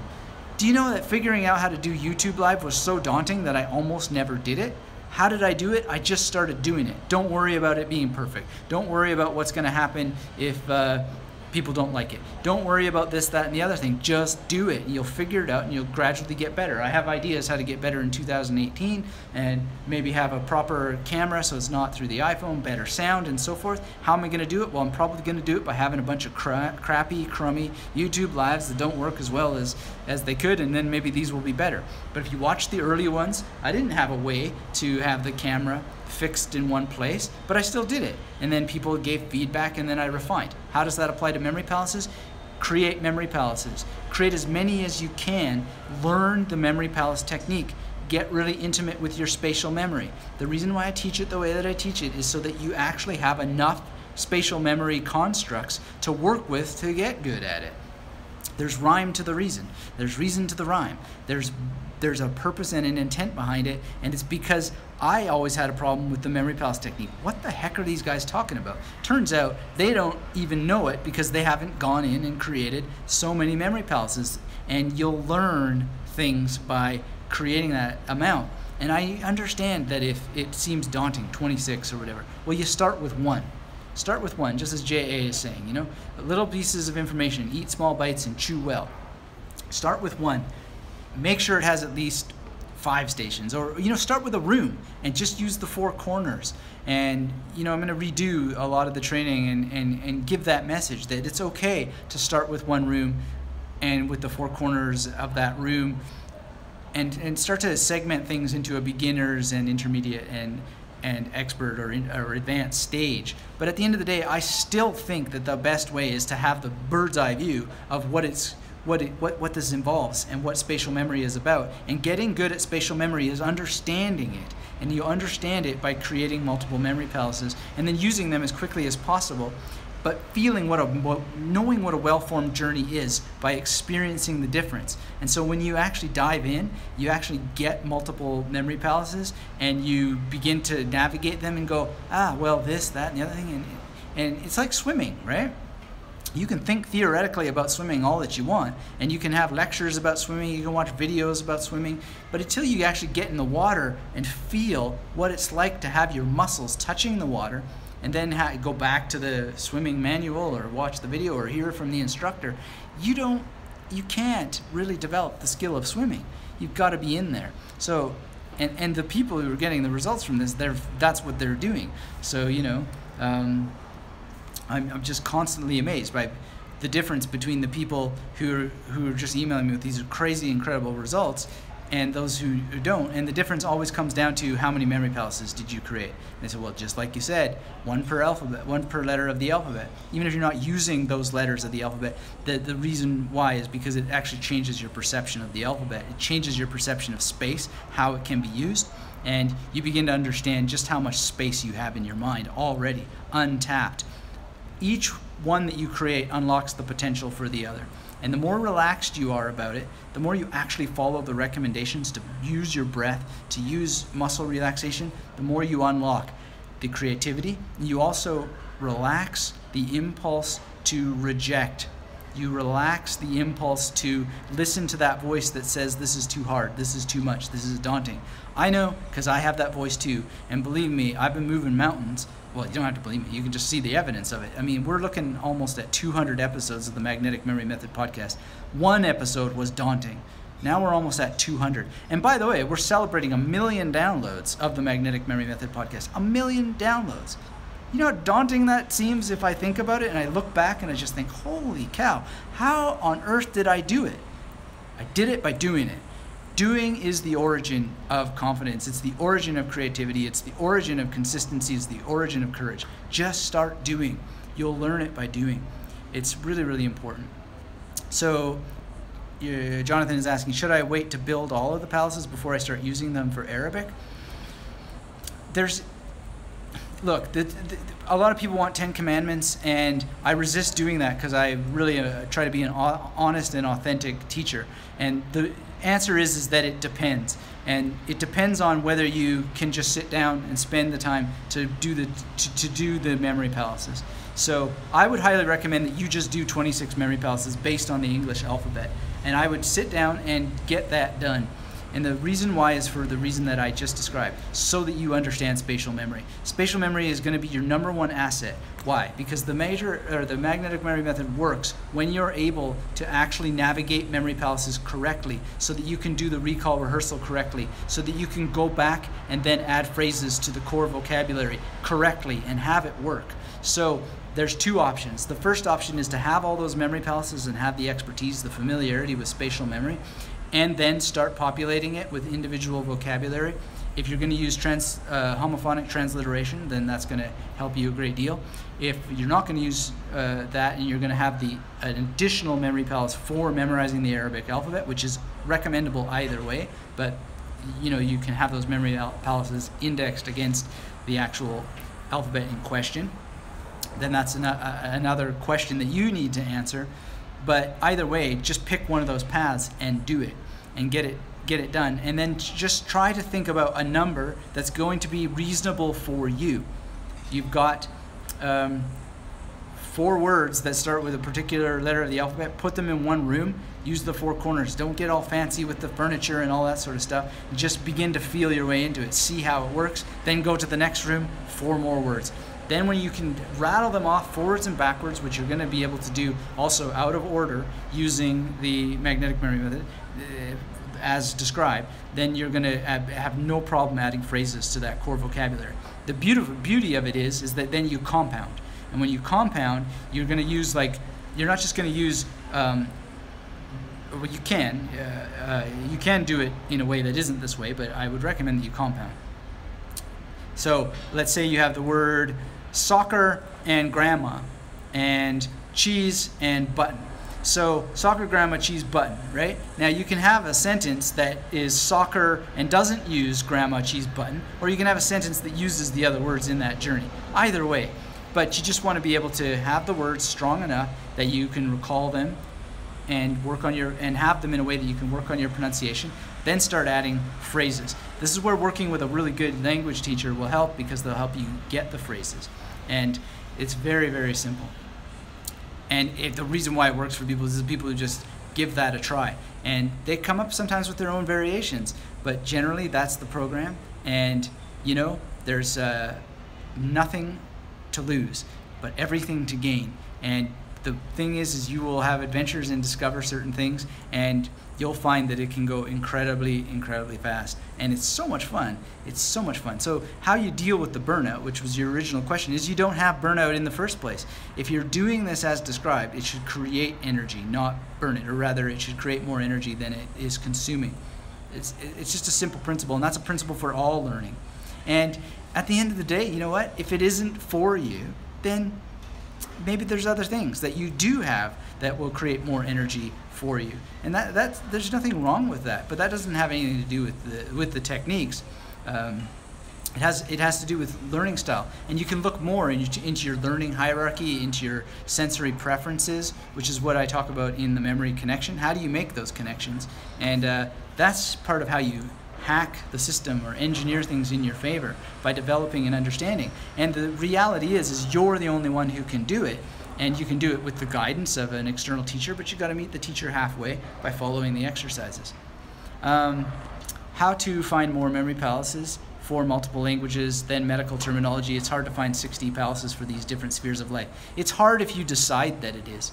But you live in Alaska, right? So how many, I don't know which town that you're in, but how many movie theaters have you been to? How many cinemas are in that movie theater? How many, where did you go to church? Did you go to church? If you didn't go to church, did you ever go to a church? How many bookstores are there? What about the libraries? What about all the homes of your relatives, cousins, aunts, uncles, grandma, grandpa, friends? Could you get yourself invited over to dinner to a friend's place? What about the university? Have you been to the university campus lately? Could you go to the university campus? If you don't already have all this stuff in memory, could you just go and get it? There's no reason not to. You said you have some of my books and courses, then you have the worksheets. The worksheets are a great way to guide the creation, to make sure you're creating them properly and effectively and well. There's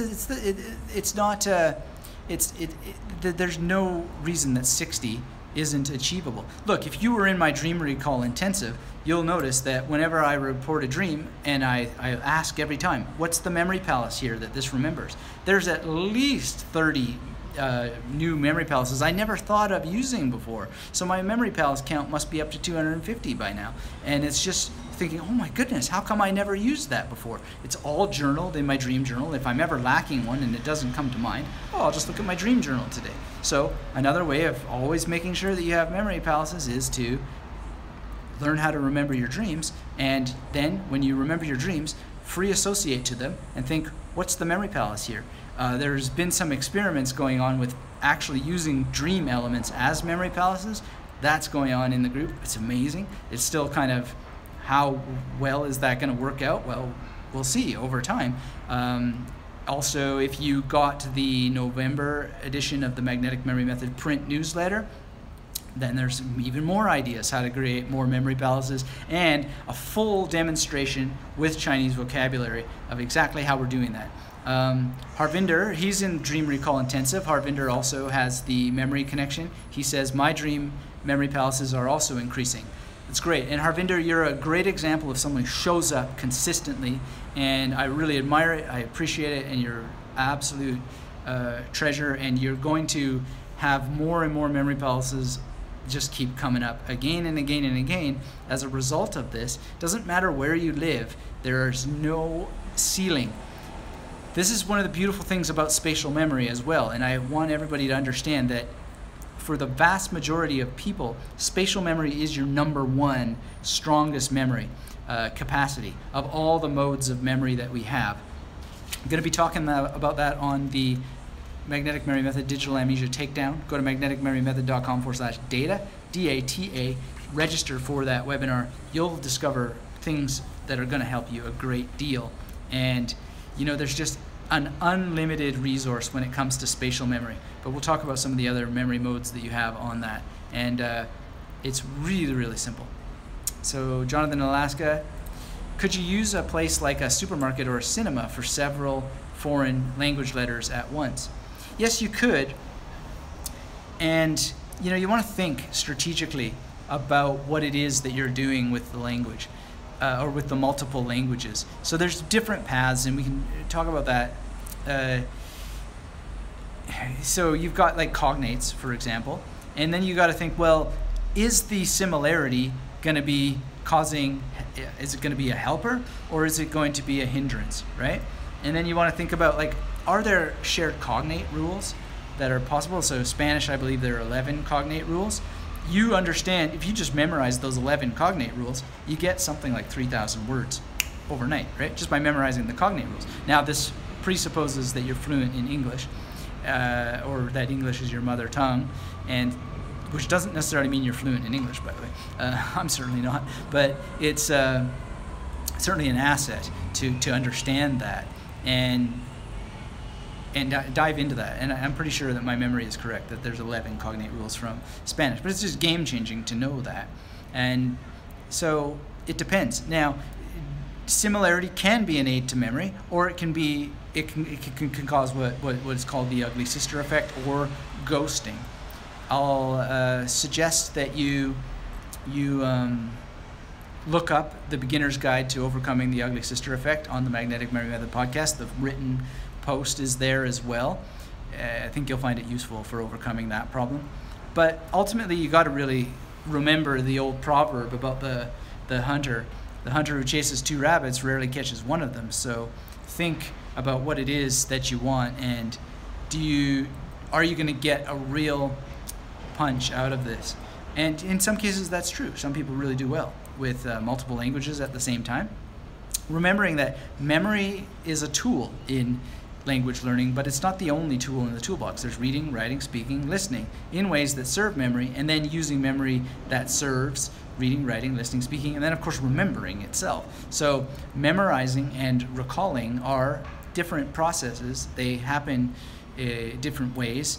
There's encoding and there's decoding, and then there's actually the development of a muscle memory element as well. So this comes back to that daunting question, and if you actively think, oh well, that's all daunting, then it's going to color it and make it more daunting for you. However, one of the things is for a lot of us is that if we learn more about the science behind this, then it can become less daunting. So spend a little bit of time looking into memory science, and you'll see that actually the chips are stacked in your favor, and then you can stack the chips even further into your favor by making a few twists and turns here and there, little improvements to how you run your daily life, which we're talking about on the Magnetic Memory Method Digital Amnesia Takedown. Go register at magneticmemorymethod.com/data. You'll enjoy that information. So I hope that helps answer the question. Harvinder says, thanks for appreciating me. I can't appreciate you enough, Harvinder. You're a wonderful student of memory and a great participant in memory. So keep that going. The rewards are, there's so many rewards. There's so many rewards. And the rewards are great because they're paid forward to others in terms of encouragement and helping them develop insight that they wouldn't have otherwise, and also courage, confidence, creativity, and all the wonderful things that happen when people are involved. And that's what I wanted to talk about mostly on this call, our strategies for using social media to get rid of social media forgetfulness, to get rid of the memory loss from social media, because we can have the best of both worlds. We can have it both. And it's about balance. It's about the intent of what we're using the media for.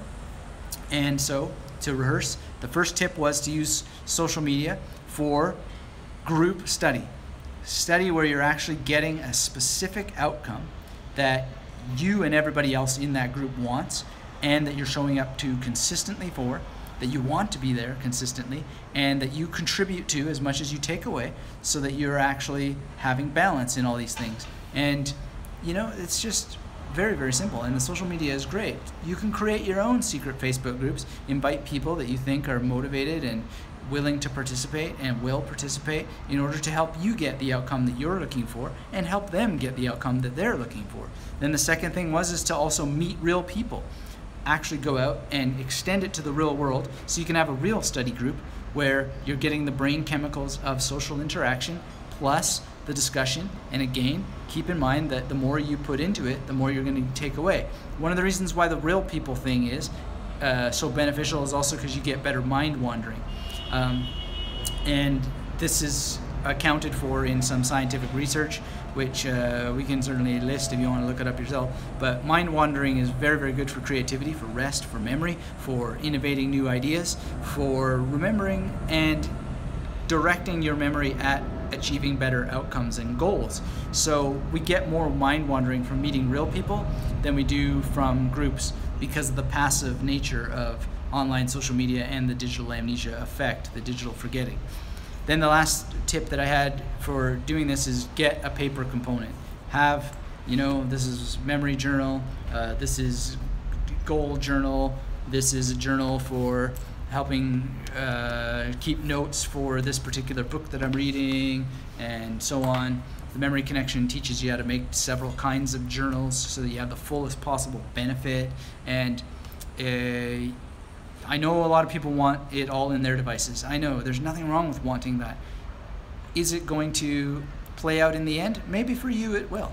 I'm asked to make apps all the time. If I was going to make an app, it would be a passive memory trainer, and it's actually been fully designed. It just needs to be executed. Speaking of big, daunting projects, that is a big, daunting project. Multiple people involved, multiple moving parts, and it is going to eventually appear, and it may appear in a different version than I've imagined, but big and daunting. But you know what? You just do. Take the smallest possible component of it, get started, work on it, move it forward. And also, there's nothing wrong with working on projects that don't come to fruition. That's another thing. We got to also be willing to let go of the outcome. Dive in, let go of the outcome, and not worry all the time about what happens. That's where the relaxation comes in. Be on the adventure. Be on the adventure, be observant, be tracking. Make sure that you can externalize the adventure somehow so that you can look at what you've done, summarize what you've done, get some perspective from it, get some analysis going on, see the data, see the details, and then you can think about how you're going to improve the next time. And let's see if I can find you an example here. There's some really great things that you can do that's in terms of tracking. I'm trying to find it here. Yeah, so if you go through your week and you see your discipline scores and your productivity chart, and then this particular thing, the Mastery Journal, it says like, what could you do over the next 10 days that would improve this score, right? And then you're reflective about it. You're not just accepting what happens in your life. You're not just going through things willy-nilly and so forth. You're actually tracking, measuring, actively intervening on the process that's going on, and you're going to see improvement. And of course, improvement doesn't go on a straight up line. It goes like this. Life happens, but there is progress, and there's just adventure. So we talk about in business return on investment, but there's also return on adventure. There's so much fulfillment. There's the fulfillment of actually being able to contribute more to other people's lives and the world, to being able to belong to groups that you want to belong to as a person who's acknowledged and recognized. There's the outcome of actually being able to make more money, or to speak a language better, or to pass exams better, to spend less time studying and getting more out of that, to being safe so that fire alarms aren't part of your life, or ambulance alarms. I'm just kidding, but that's actually part of it. That's part of it. The more competent you are, the more aware you are of your surroundings, the less likely you are to need to call on emergency services. And well, maybe that's not the right definition of accidents, because accidents do happen, but I think your bounce back from accidents, when they do happen, if they happen, you're much more improved the more community you have around you, the more accomplishment that you have, the more pride you have in yourself prior to those things. You really can bulletproof the future, or do very, very good to secure it and to have the future that you want and that you need in order to survive. And any advice for new content creators on YouTube? That's a great question, and good timing, because Jonathan Levy and I are doing a 2.0 of Branding You, but you can get the original Branding You right now, anytime, on YouTube, on Udemy, and I highly encourage you to take that course. That has much training on how to do that. So search my name, Jonathan Levy's name, on the term Branding You. It'll teach you how to make much better video content, and there'll probably be a YouTube channel for that coming in the future, and we could talk about that. But there's definitely ways to get a really good audience on YouTube and to make good content that serves the needs, the aims that you're looking for. So yes, and ultimately the best thing that I would say is make sure that you are in the spirit of giving, and that you are constantly creating an amazing, fun experience for people, and that just makes life more memorable for you as well, so that the time is well spent. Everything that you do for what you're creating is time well spent. So if you're hopping on this now, say hello. Let me know where in the world you are and what your experience is with the social media. Are you forgetting more? Are you having trouble with your memory? What's happening, for you? Be part of the discussion. If you're watching the replay, then still click that thumbs up button, still engage in the comments. Let me know where you are, and I see these things and respond to them and create new content as a result. Doing a new playlist, which is going to be around this issue, and I invite you to a new webinar, the Digital Amnesia Takedown, and go to magneticmemorymethod.com/data to register. That's the word I'm looking for. Register, and you'll get the invites and be there. So Jonathan in Alaska is asking, how did I meet Jonathan Levy? Oh, great question. I remember it well. I remember seeing that he had a Udemy course, and my podcast was relatively new at the time, so I reached out to him and asked him to be a guest on my podcast. And as he tells the story, he hadn't been invited by anybody before, and so he noticed what I was doing with Magnetic Memory Method, and saw that I had all these best-selling books on Kindle and print, and a podcast, and this YouTube channel, and he asked if I would, say a few things about how he could reproduce that. And I said sure, and so we talked, and then he went and did what I suggested, and he got all the results that I said that would happen, because they were happening for me as a result of this push. And so he said, we should make a course about that for people together, because what you did and what I repeated worked. And so we can share that to other people who have things to say to help people in the world, and we'll tell them exactly what you need to do in order to do it. And wow, it's been great. I mean, I went to Israel for the first time, went and met him, and it was just like meeting an old friend, because we'd spend a lot of time to plan the course, and we talked a lot, and we just shot the course, had it edited, put it up on Udemy, and it's been helping people ever since. And now we're doing the 2.0 version, and I'm really, really excited. We're in the last stretch. Speaking of daunting projects, whoa, this is over the top. It's huge, and it's going to help many, many, many people who want to be contributors. And I hope that it helps people who want to teach this topic, to help this tradition keep itself rolling and alive in the age of digital amnesia, because we're going to see more and more people becoming more and more overwhelmed, and there's going to be an incompetence. Well, the incompetence is already there. So many people are struggling to focus and to concentrate, and they were before digital amnesia and all this technology came, but it's getting more and more and more, and they're perfectly good people. They're perfectly good, and they're struggling, and they're struggling, and they're struggling.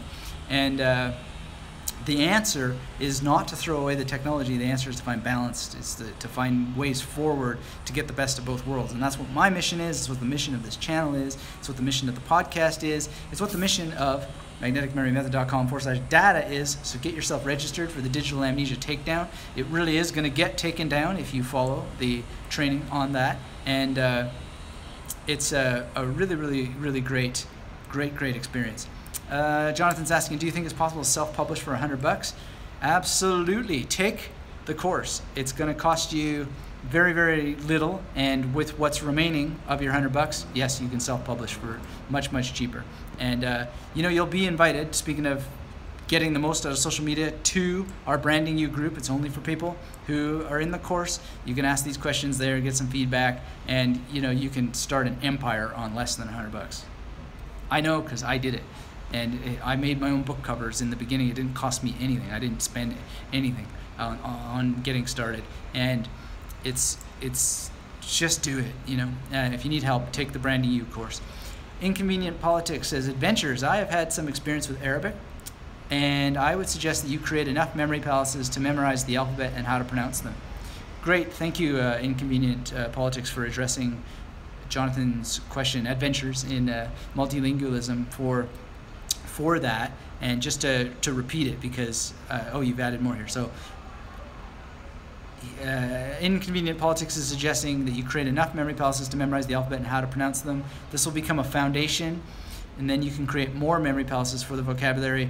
Also, try creating your memory palaces in Arabic. So great. Yes, as soon as you can, use the language itself. So in my experiences with Chinese right now, I can't make a memory palace for every Chinese character. However, what I can do, and did, is make a memory palace for every single character of the English alphabet with pinyin in mind. And now what I'm doing is something called Camp Mist. Now that's for masterclass students, and save that for later because it's still in development, but they got all the cutting edge news about that. And Camp Mist is a way of memorizing the entire words, so it would never or very rarely be a single character, but it's working like magic. Basically 5 minutes per character, and that's with pretty much 95, 98 to 100% recall, and it's the characters, the pinyin, and the pronunciation, and the meaning, of course, and the weakest link is pronunciation because of the weakness of my mouth. Inconvenient Politics adds, this forces you to think in the language, which is the basis of fluency. Absolutely. And so there's been people who have gotten into debates with me about like the value of learning Romaji for Japanese and so on, and they've really gotten angry. I don't know why language learners get so political. Just don't storm on other people's parades. There are more than one way to learn languages and so forth. So just because something didn't work for you maybe it didn't work for you because it was Tuesday, and if you tried it again, it might work on Wednesday, or maybe you didn't have as much insight as you needed, and so forth. But there are a lot of people who are willing out there to like tromp all over things that are very, very good techniques and very, very good ideas. And you know, Romaji, the people who scream against Romaji, they tend, when I ask them, to not know that there are actually at least 3 kinds of Romaji. So even if Romaji isn't for you, which Romaji isn't for you? Do you know that they're, you know, and so on. So don't let ignorance ever rule you, because it will. And you have options. Pinyin, you have options. And it's a great way in. And if I had started with some nonsense thing about like, well, I have to learn the characters, no, you don't. And you can have decent oral Chinese, and that suits a goal if your goal is that, without knowing a single character. You can, and there's nothing wrong with it if it suits your goals. Your goals are the goals that matter, and there are ways to reach that goal. Empower yourself, forget what other people say, find the thing that you're attracted to, make a plan, show up to it consistently, and get results, and then think, yeah, you know what, I think it's time that I took care of that alphabet, or it's time I took care of those characters, or whatever, and then graduate from there. And there are memory techniques to serve you when the time comes. But don't let others rattle your cage and prevent you. Often the things they're screaming at because they're just that way, and so don't worry about it. But yeah, keep in mind that, so Romaji and Pinyin and all that stuff, it belongs to another practice which is called homophonic transliteration. It's a very, very powerful one. Don't, you know, ignore it at your own peril, I say, and don't be afraid to create your own homophonic transliteration if that gets the ball rolling for you, because again, like, there are multiple kinds of pinyin, for example, and you can get confused at the beginning because you're like, wait a second, I saw it spelled this way over there, and now it's spelled right? And it's just frustrating, and it's stupidly frustrating, but it's just the way that it is in the world. We're not going to change it. It's probably going to get more confusing. So if you just say to yourself, to hell with it, I'm going to spell my own pinyin, right? And language learning experts might say, well, that's stupid, and you're going to end up with bad pronunciation and blah, blah, blah, and bad habits later, and yada, yada, yada, yada. But the reality is that for some of us, we just got to find a way to go and then roll, and then change later, optimize as you go on. I'll tell you a secret. Every major business in the world just got started, and they figured out how to make it better as they went along. Same thing with any learning project. Just get started and keep moving, refine as you go along. How can you refine the best possible way? Track what you're doing. Be analytical about it. Be clinical too. Don't get emotionally invested. Don't judge things. Just be scientific about it and think, what's going on here? What could be improved here? And this is what you're going to do in order to have a much, much better experience across the board. And then encourage others to find their own way. Tell them there's options. You have options. No matter what you're struggling with, there are options. They're going to come down to more or less the same thing at the end of the day, but there are options, and don't shut doors. We're here to open doors. This is the beauty of the internet, is to open doors instead of closing them. Every time we see people closing doors, we've got to call them out for the naysayers that they are, because it's just junk graffiti on the internet. There are things that you can try them, and be open to them, and understand that, you know, a lot of that stuff is coming from people in a bad mood at that time, at that day, and if they would just come back to it 2 days later, they'd probably have a different experience. And it's just powerful to know that about ourselves, because it's as true for me too. And I'm as prey to it as anybody else. So come back to things. Give it another try. 99.9% of people give up once, never come back. Those guys are not going to, they're not going to make it. But if you're the one who's persistent, come back, come from a different angle. This is what drama is all about, right? What is the path of the hero? The hero is the one who's stubborn enough to come at things from different angles in order to break through. Be the hero of your own life. You can, you will, and you will do. And it's just so amazing. And a lot of people are willing to play second stage, or play some other role. You don't have to be that way. Be the one who just cuts through with the sword. Go to the goal. Be the one. Be the one. So, Travis says, social media executives and engineers are expressing regrets over their creations. They're turning their backs on social media. It sounds as though their stance is in opposition to theirs, correct? It's an interesting point, Travis, because there's truth to that. I mean, do you think that all the people who are the big deal makers and so forth are sitting around on their social media accounts? Like, maybe one of them is tweeting all the time, right? But is he? I don't know. I mean, I don't want to start getting into conspiracy theories and so forth, because the reality is, Travis, is that it's a complicated thing to say. It's a complicated thing to find their way back to. But the most successful people, they're really, really preserving the old tradition. Look, I keep flashing this book. Let me tell you about it. It's called Steal the Show, right? By Michael Port. I have this book because I belong to Michael Hyatt's Leader Box book, right? One of my weaknesses is being a leader of particularly employees, right? And so I knew that I needed to get invested in becoming a better leader. His stuff is so brilliant. He sends you a journal for every book in the Leader Box program, an activation guide, so you have a place to keep notes. Now, normally, I would like to use index cards to keep notes so I can shuffle them around, put them into memory palaces and so forth, but it's his program, his training. He says to use the activation guide. So I do what he says because I want the value that he's created for me. A lot of people out there, when they take a training, they don't follow the instructions. I have found, odd as it is that when you follow the instructions, you get the results. So if you want results, do it. And one of the things here is that he's teaching some of the most successful people out there, and from the basis of being most successful. So it's not Kindle for a reason. It comes with a journal that you're supposed to put your notes in for a reason. It's particular books that are on that program for a reason, that are read in a particular way on a daily basis for a reason.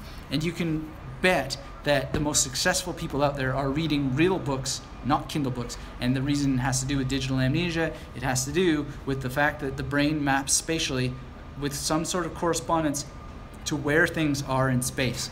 For more on this, make sure you're registered for the Digital Amnesia Takedown webinar at magneticmemorymethod.com/data.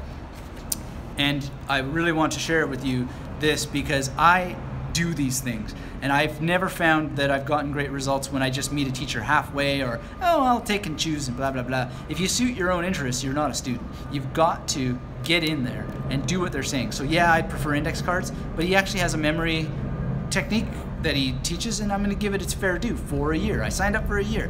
2 books a month come, and there's an activation guide. You read a certain amount a day, get results. And so those people are as successful as they are because they too take trainings, they follow the recommendations, and they go all the way through. They complete things. Be a completist. Be a completionist of whatever you start. Book the time. I know that because of digital amnesia, long videos are getting boring. It's normal for them to be hard on your mind. I know that long content is getting harder to read. Print it out. Go to a cafe where you're free from interruptions. Go to a park. Go to a room with a flashlight, with a candle. Do whatever it takes to preserve your attention span, to preserve your ability to think, to preserve your ability to contribute to the world, because you have quality of thought that has consistent and maintainable length, duration, depth, to juggle multiple ideas, to interact with multiple people, to be able to respond. You're going to be on top. You're going to be one of the leaders. And so Travis, I think you're dead on in seeing that the people who are ruling the world, they have a very, very healthy distance from the digital machine that's just eating everybody up. Because I sit on the bus and I watch these people swipe, swipe, swipe, swipe, swipe, swipe, swipe, and they're watching people trying on their bikinis. I was watching this teenage kid looking at women in bikinis, and then he would flip over to this other thing, and then he would look at college humor, and they're not even listening to their earbuds. There are now subtitles, or there are multiple images with the subtitles, and it's just there's a place for it. And I like humor too. I watched Up the Creek when I was a kid, I liked those stupid movies, and I like junk humor, and there's actually intellectual value in some of it, but it's just I don't know. It's obviously the people who are benefiting from this are they're on the golf course, they're on yachts, they're in private mastermind meetings with the best entrepreneurs they can find to engineer new ways to keep the masses filling their minds with sugar. I'm sitting there meanwhile on the bus, either with nothing, because I love to go on digital fasts. It's sometimes annoying to my wife because she's like, okay, I'll pick you up at the bookstore later. And then I'm like, yeah, you better, because I don't have a phone, right? And I do that on purpose because it's poison to the brain to always be online. So the most successful people, they have a very, very good separation between, shall we say, religion and state. So the religion of the internet and the state of the body, separate those things. Obviously, there are some wildcat presidents out there who aren't that way, but he's also, like, as far as I see, pictures of him eating Kentucky Fried Chicken and McDonald's, and I don't recommend that if you want to have a healthy brain. Please don't. Let's catch up with our comments here.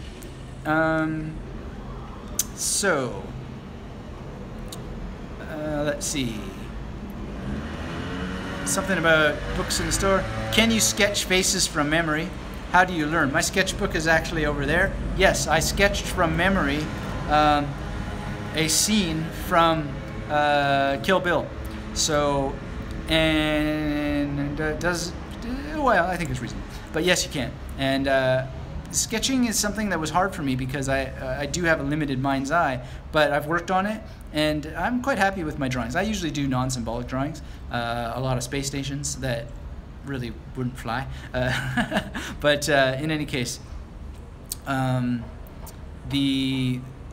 the thing is you can, and you can develop a better visual memory. I know because I've worked on it because I wanted to get better. At the end of the day, though, it's kind of funny because I still get better results from the other modes, spatial modes, auditory modes, conceptual modes. Those are my favorites to use, but all of them are important.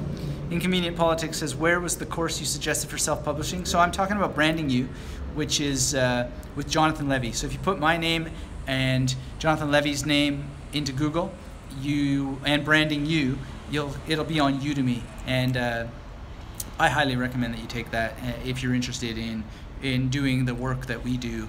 And again, the Branding You 2.0 is coming out soon. It's a really huge, daunting project, but we show up to it, and it's getting closer and closer to being done, and I'm super excited about it. So Inconvenient Politics is suggesting to Jonathan Adventures that you can use SEM3, which is the self-enhanced memory matrix, to code each section of the face. That's a really interesting idea. We talked about SEM3 on the Magnetic Memory Method Seal of Approval book club. So, you know, that's an option to learn that. I'm not sure who you're asking has taken the Super Learning course. I've taken both the first Super Learning course and the second. It's very good. I highly recommend it. If you want a special entry point, go to magneticmemorymethod.com/SL for Super Learner. I'd love for you to go that way. Let me introduce you to Jonathan, and that helps support the work that I do. And it lets him know that I'm sending people over there, which is something we love to chat about, because he also sends a lot of people over to Magnetic Memory Method, and it's wonderful, wonderful, wonderful to keep this as a family, because we find historically that people who've taken both of our trainings, they do exceedingly well because they complement each other in so many ways. So thanks for asking, and I have taken both versions of Super Learner. I love the training. I love what he's done with it. I really, really admire him too. We have a lot of memory, little stunts that we do with each other when we're together, and some stories to tell that have been told here on my YouTube channel. And yeah, really, really passionate guy, and really knowledgeable about these techniques, and a great promoter of mental literacy. So supporters of mental literacy. Do all that you can to be behind us, because this is going to only become more and more important. And we certainly appreciate hearing from you, and we are there to serve and make sure that as many people are able to use these techniques. And discounts, do I have any discounts? I know Jonathan gives 50% off for students, soldiers, etc. Get in touch, and that is an email, so let me know and give me some data around that, and we'll have a chat about that. Interesting. I'm working on putting together a scholarship, actually, but it would be a scholarship for university. And yes, I have considered taking interns. I believe that actually my person has put together my internship page. Let me see if that's online yet.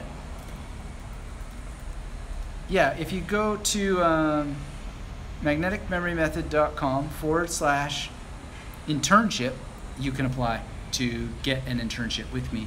And I'd love to read your application at magneticmemorymethod.com/internship. And that is a possibility. It's a great way to learn the ropes of doing this kind of work. And if you're qualified, then I will definitely take it into consideration. And it's a wonderful, wonderful, wonderful thing. And really the smartest decision you can make is to take your memory skills and develop as a person who creates a business. And the reason why is that we need entrepreneurs in the world. We need people who are capable of creating value in order to help create better value that is better and better and better, so that people can have better and more interesting jobs as the world changes. And so that is a wonderful, wonderful question, and thank you for asking it. So it's magneticmemorymethod.com/internship, and I will look at your application as soon as I get it. Yeah, that's a cool thing to do, and appreciate hearing from you. So let's see. How many memory palaces do you have? I haven't done a count recently, but I'm sure it's more than 250 by now. I really love collecting memory palaces. I have multiple memory palace journals and multiple journeys in them. And, you know, now I'm doing experiments with using dream locations as a memory palace, very, very small scale. So that could radically change that. And, you know, this is like way out there sort of stuff, and I haven't done it yet. But because I actually don't really like lucid dreaming that much. It's kind of cool when it happens and so forth, but I'm not going for that. I'm actually doing experiments in extending dream recall and having depth of amount of dream recall. So duration of individual dreams and amount of of dreams that are distinguishable. But then there's also the idea of becoming lucid and then actually practicing recall in a lucid state, which I've never done, but I'm excited to do that. And so I may work more in the future on lucid dreaming in order to see if there's control enough to practice information that has been memorized in waking life, and if that will actually help encode it better and get it into long-term memory better. Like, imagine practicing speaking Chinese in dreams, which I have, but just not consciously. Then the other thing to do would be to actually use dream locations that are completely invented inside of dreams, and then use those ones in dreams the next day to revisit them. I don't know if these things are possible or not, because I'm not a big lucid dreamer, although I have lucid dreamed and know how to trigger it more and more. I just try and trigger it less and less, and so that I have these other metrics. I don't know where it's going to go, but I love being the explorer of these things, and if others can do it, I know that others are really interested in it, and there's ways to make it happen for yourself. So really fun to do. If you're interested in that kind of thing, these are things that you can do, and you just wind up remembering dreams, and you either dream about a location that you haven't been to for a long time, or you just think, what does that remind me of? You know, I remember this dream since the Dream Recall Intensive that we're currently doing now started, where there was some sort of roller coaster that had to hit an island, and then it had to bounce off onto another structure and then go around, and then it would do it again. And then I just think, okay, so what does this all remind me of? And so it reminded me of the exhibition center in Toronto, and just, wow, okay, I never ever in my life for some reason thought of that, and the Molson Canadian Amphitheater. And so I was just like, wow, I saw Motorhead there, I saw Dio there, I saw Iron Maiden there. Why have I never used that stage as a memory palace? So boom, +1 memory palace. And it's just like a near daily opportunity, if you can remember your dreams, to just think either, hey, that dream involved a real place, I've never used that as a memory palace, or what does that bring to mind? What could I possibly use? It's just, it's endless. I'm sure I have more than 250 memory palaces now that I think about it, if I were to collect them all together. The point being is I always have a memory palace when I need one, and there's no end to it. No person should struggle with memory palaces. If you struggle with finding memory palaces, it's got to be by choice, because you have so many options. You have so many options, and you also have imaginary options as well. And you could use a fidget spinner as a memory palace. I mean, you know, there's always a way to add one memory palace.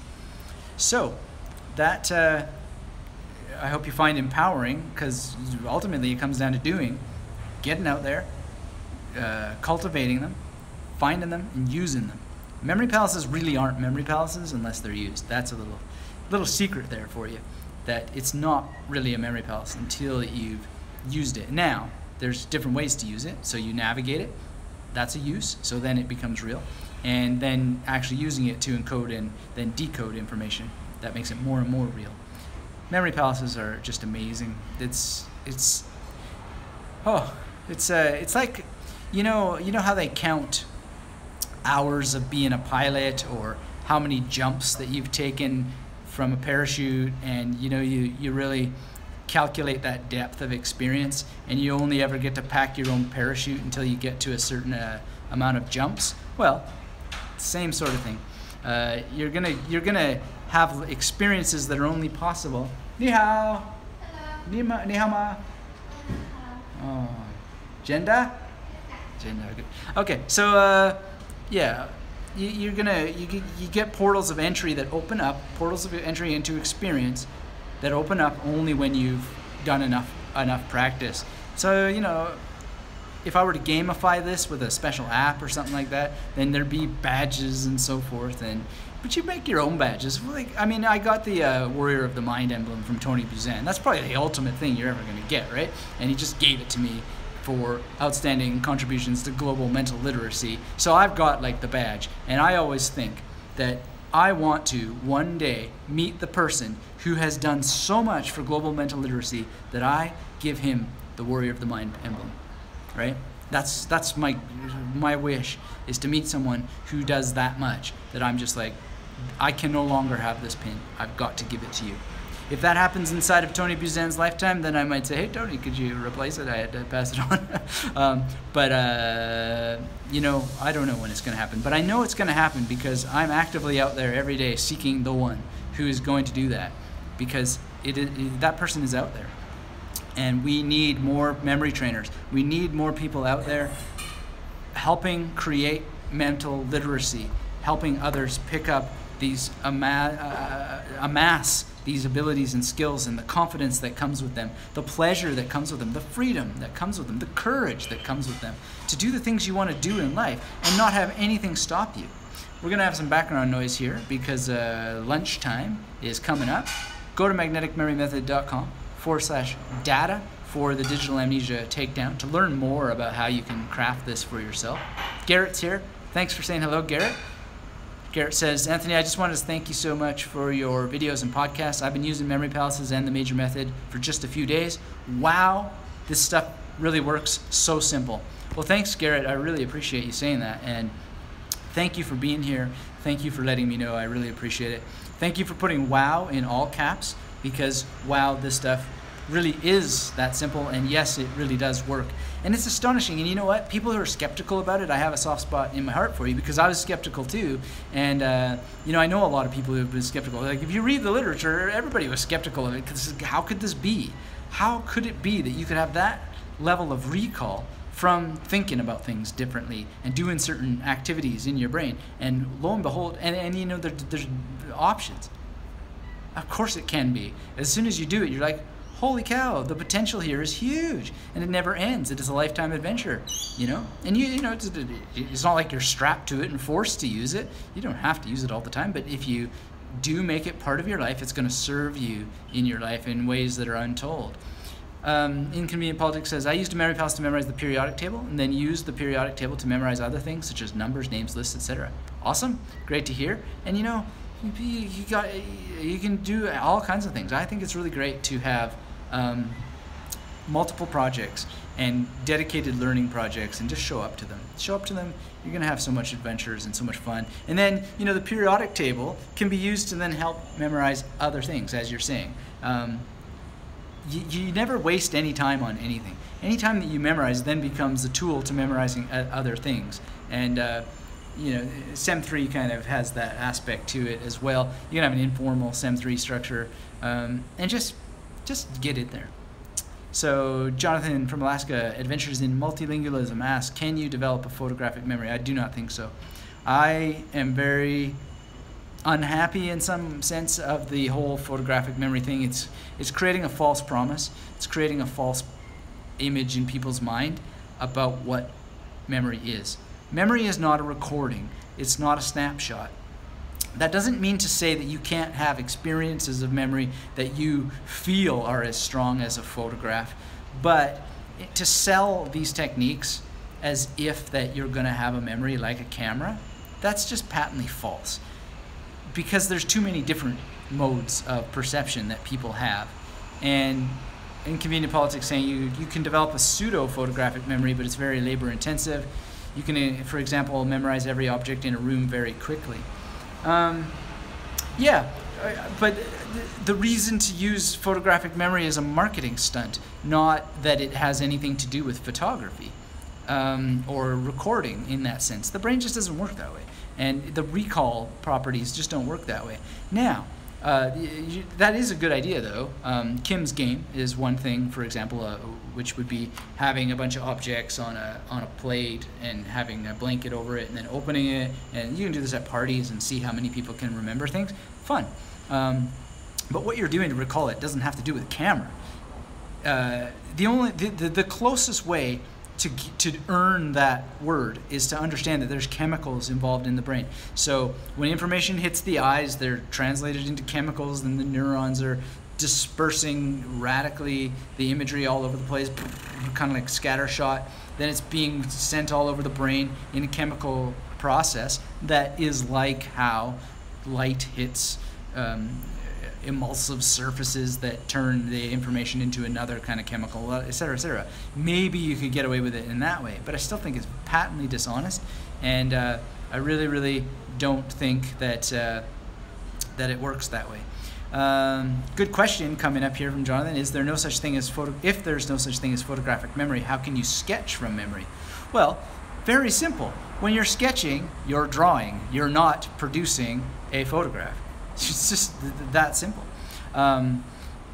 You're also injecting style. Everybody will come with a style. Everybody will come with a perspective as well. And that perspective is within the realm of drawing perspective, which is different than photographic perspective, because sketching also doesn't have tones and shades in the same way that a photograph can get shadow and so forth. Black and white is different than color, and so on and so on. There's just multiple reasons why that's just not a good metaphor, and people who use it, I'm just going to say it, that's not a good way to help people discover memory. It's going to frustrate them because it's creating a promise that is not going to be real for most people, and at best it will be, as Inconvenient Politics suggested, it'll be a pseudo-photographic thing. And as Inconvenient Politics just adds, you only need to remember enough that the gaps will naturally fill themselves. And that's exactly right. So you could say, well, fill themselves, doesn't that mean develop like a photograph? I mean, that's just getting into semantics. It's a false promise at the end of the day, and you do not want false promises. Now, I use metaphors also. Magnetic memory is it's a metaphor. It's an image. But I think it's a much more true one, first of all, because it's not primarily visual, it's physical, it's kinesthetic, and it's one thing sticking to another, right? And it's retrievable because it's in a location. Magnets are highly local things, and so I feel very confident in this being a better metaphor, and the promise is much easier to fulfill because we're talking about using spatial memory, actual locations in the world, or imagined locations, which will have a location in the brain, and then using processes to adhere magnetically to cause to be attracted to a location and to stay there. And the strength of the memory, because there are weak magnets and there are strong magnets, that strength is very, very appropriate to the activities that you do when putting that magnet in place, right? And so also, the other thing is that magnets don't just attract, they also repel. And so when you're using the processes as I teach in the full magnetic memory method, you're learning how to make sure it's the information you want that sticks while not getting confused and frustrated by the thousands of other things that could potentially be in that spot, could potentially be memorized, and so on. You're creating focus and concentration, and you're having goals that help you match out a learning, map out a learning project and actually sit down and do it. So I think it's a much better metaphor, and I teach it that way, and I use it very intentionally, and I thought a lot about it before I put some language onto what I teach. And I think that the people who use photographic memory are promoting a false fantasy that no one is ever going to experience. Eidetic memory is the closest thing to photographic memory, and even then it's not right. It's just not photographic memory. So Garrett is saying the mind works in multiple dimensions. A photograph is only two-dimensional. I think believing in your mind acts in photograph puts limits on your abilities. Yeah, you're limiting yourself, right? You're eliminating yourself. And by limiting yourself, you're actually eliminating other possibilities. So I'm pretty confident that the magnet metaphor doesn't do that. I like the super learner thing as well, because it's like, it's empowering, it's opening up possibilities rather than closing them down. So photographic is, and it's so Victorian, you know, like, come on. It's not the truth. Seek the truth. It's just really important. You want a good memory? Be honest. Track, have data around things. Speaking of which, go to magneticmemorymethod.com/data now and register for the Digital Amnesia webinar. So, Jonathan in Alaska. Several of the games that Jonathan has you play in Superlearner use a photographic memory type technique. The camera mind game or the chunking games use a memory of a flashed image.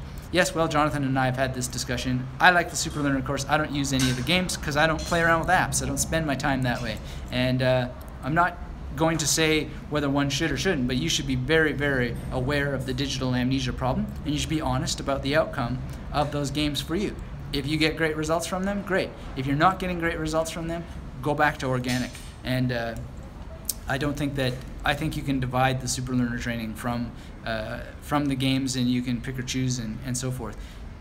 Yes, he does use those sort of metaphors, and I don't think he connects them to photographic memory, however. So let's keep that in mind. But these are discussions that we've had, and at the end of the day, to each a zone. But I still put a limit. I put the brakes on photographic memory as such, and I just think it's wrong to have that as a product name, which it is out there on the market. It's creating a false promise, and I think that's different than calling an app the camera mind game. And camera, of course, is different than photographic memory. I still don't support it, but it is. In any case, I can't have my cake and eat it both ways too. I don't use those apps. I just don't like apps, period, for memory. I think that if you're going to learn memory techniques, have the courage to divide the two. You're not going to have apps around when you want to use memory techniques. So learn how to memorize things without apps involved, right? Practice your memory with the information that resembles the outcomes that you want when you don't have anything except for you and your mind, right? Can those things help strengthen things? Well, that's a case-by-case scenario. It's going to be up for you to say. If you can legitimately say, hey, yeah, this helped me, then great. Power to you. I myself don't find any advantage in it, and I don't find any adventure in it either. And I don't find any fun in it. There are a few things that I played with, and they were okay, but I find that they really encourage you to get good at using the techniques in this small little frame, and that's limiting at the end of the day. So at the very least, if you're going to use those things, make sure that you take them and then you find the parallel out in the world, and you make sure you're very, very clear that that advantage is actually happening, you're actually getting it, and whatever you're not getting that you need, well, organic practice is going to take it all the way. And I don't think that you're ever going to find anything that is better than actually having, for example, real information in front of you from a real book that you really memorize, memory palace based on a real location that you then really practice using proper form, and then actually use with the big five and actually create new knowledge out of it. That's the highest thing to do, and you don't need apps involved, and they're just ultimately a diversion unless you use digital tools to create books and blog posts and podcasts and stuff like that from what it is that you've learned. So that's my stance on that, and talk more about that in terms of practical tips that you can use to deal with digital overwhelm on the Digital Amnesia Takedown webinar at magneticmemorymethod.com/data. Check it out, have fun, and wow, looks like lunch is ready. So thanks everybody for being on this call. Really, really appreciate it. This is a great session. I admire these questions. I benefit from them greatly. I'm grateful for them. Thank you for being here. Thank you for your participation, and if you're watching this replay and you're not subscribed to this channel, hit the subscribe button, hit the thumbs up, let me know you were engaged. Thank you, Garrett, for being here. I really appreciate it. Thank you, Inconvenient Politics. Thank you, Jason from Alaska. Harvinder was here. I don't know if you're still here. Thanks, Harvinder, for being here. Thanks, everybody who was here. I really, really appreciate the time that we get to spend together. If you haven't hit that like, hit the like. If you're not subscribed, hit the subscribe button. Come visit me at magneticmemorymethod.com. Get registered for the Digital Amnesia Takedown at magneticmemorymethod.com/data. Till we have a chance to speak again, bye-bye, and keep yourself magnetic.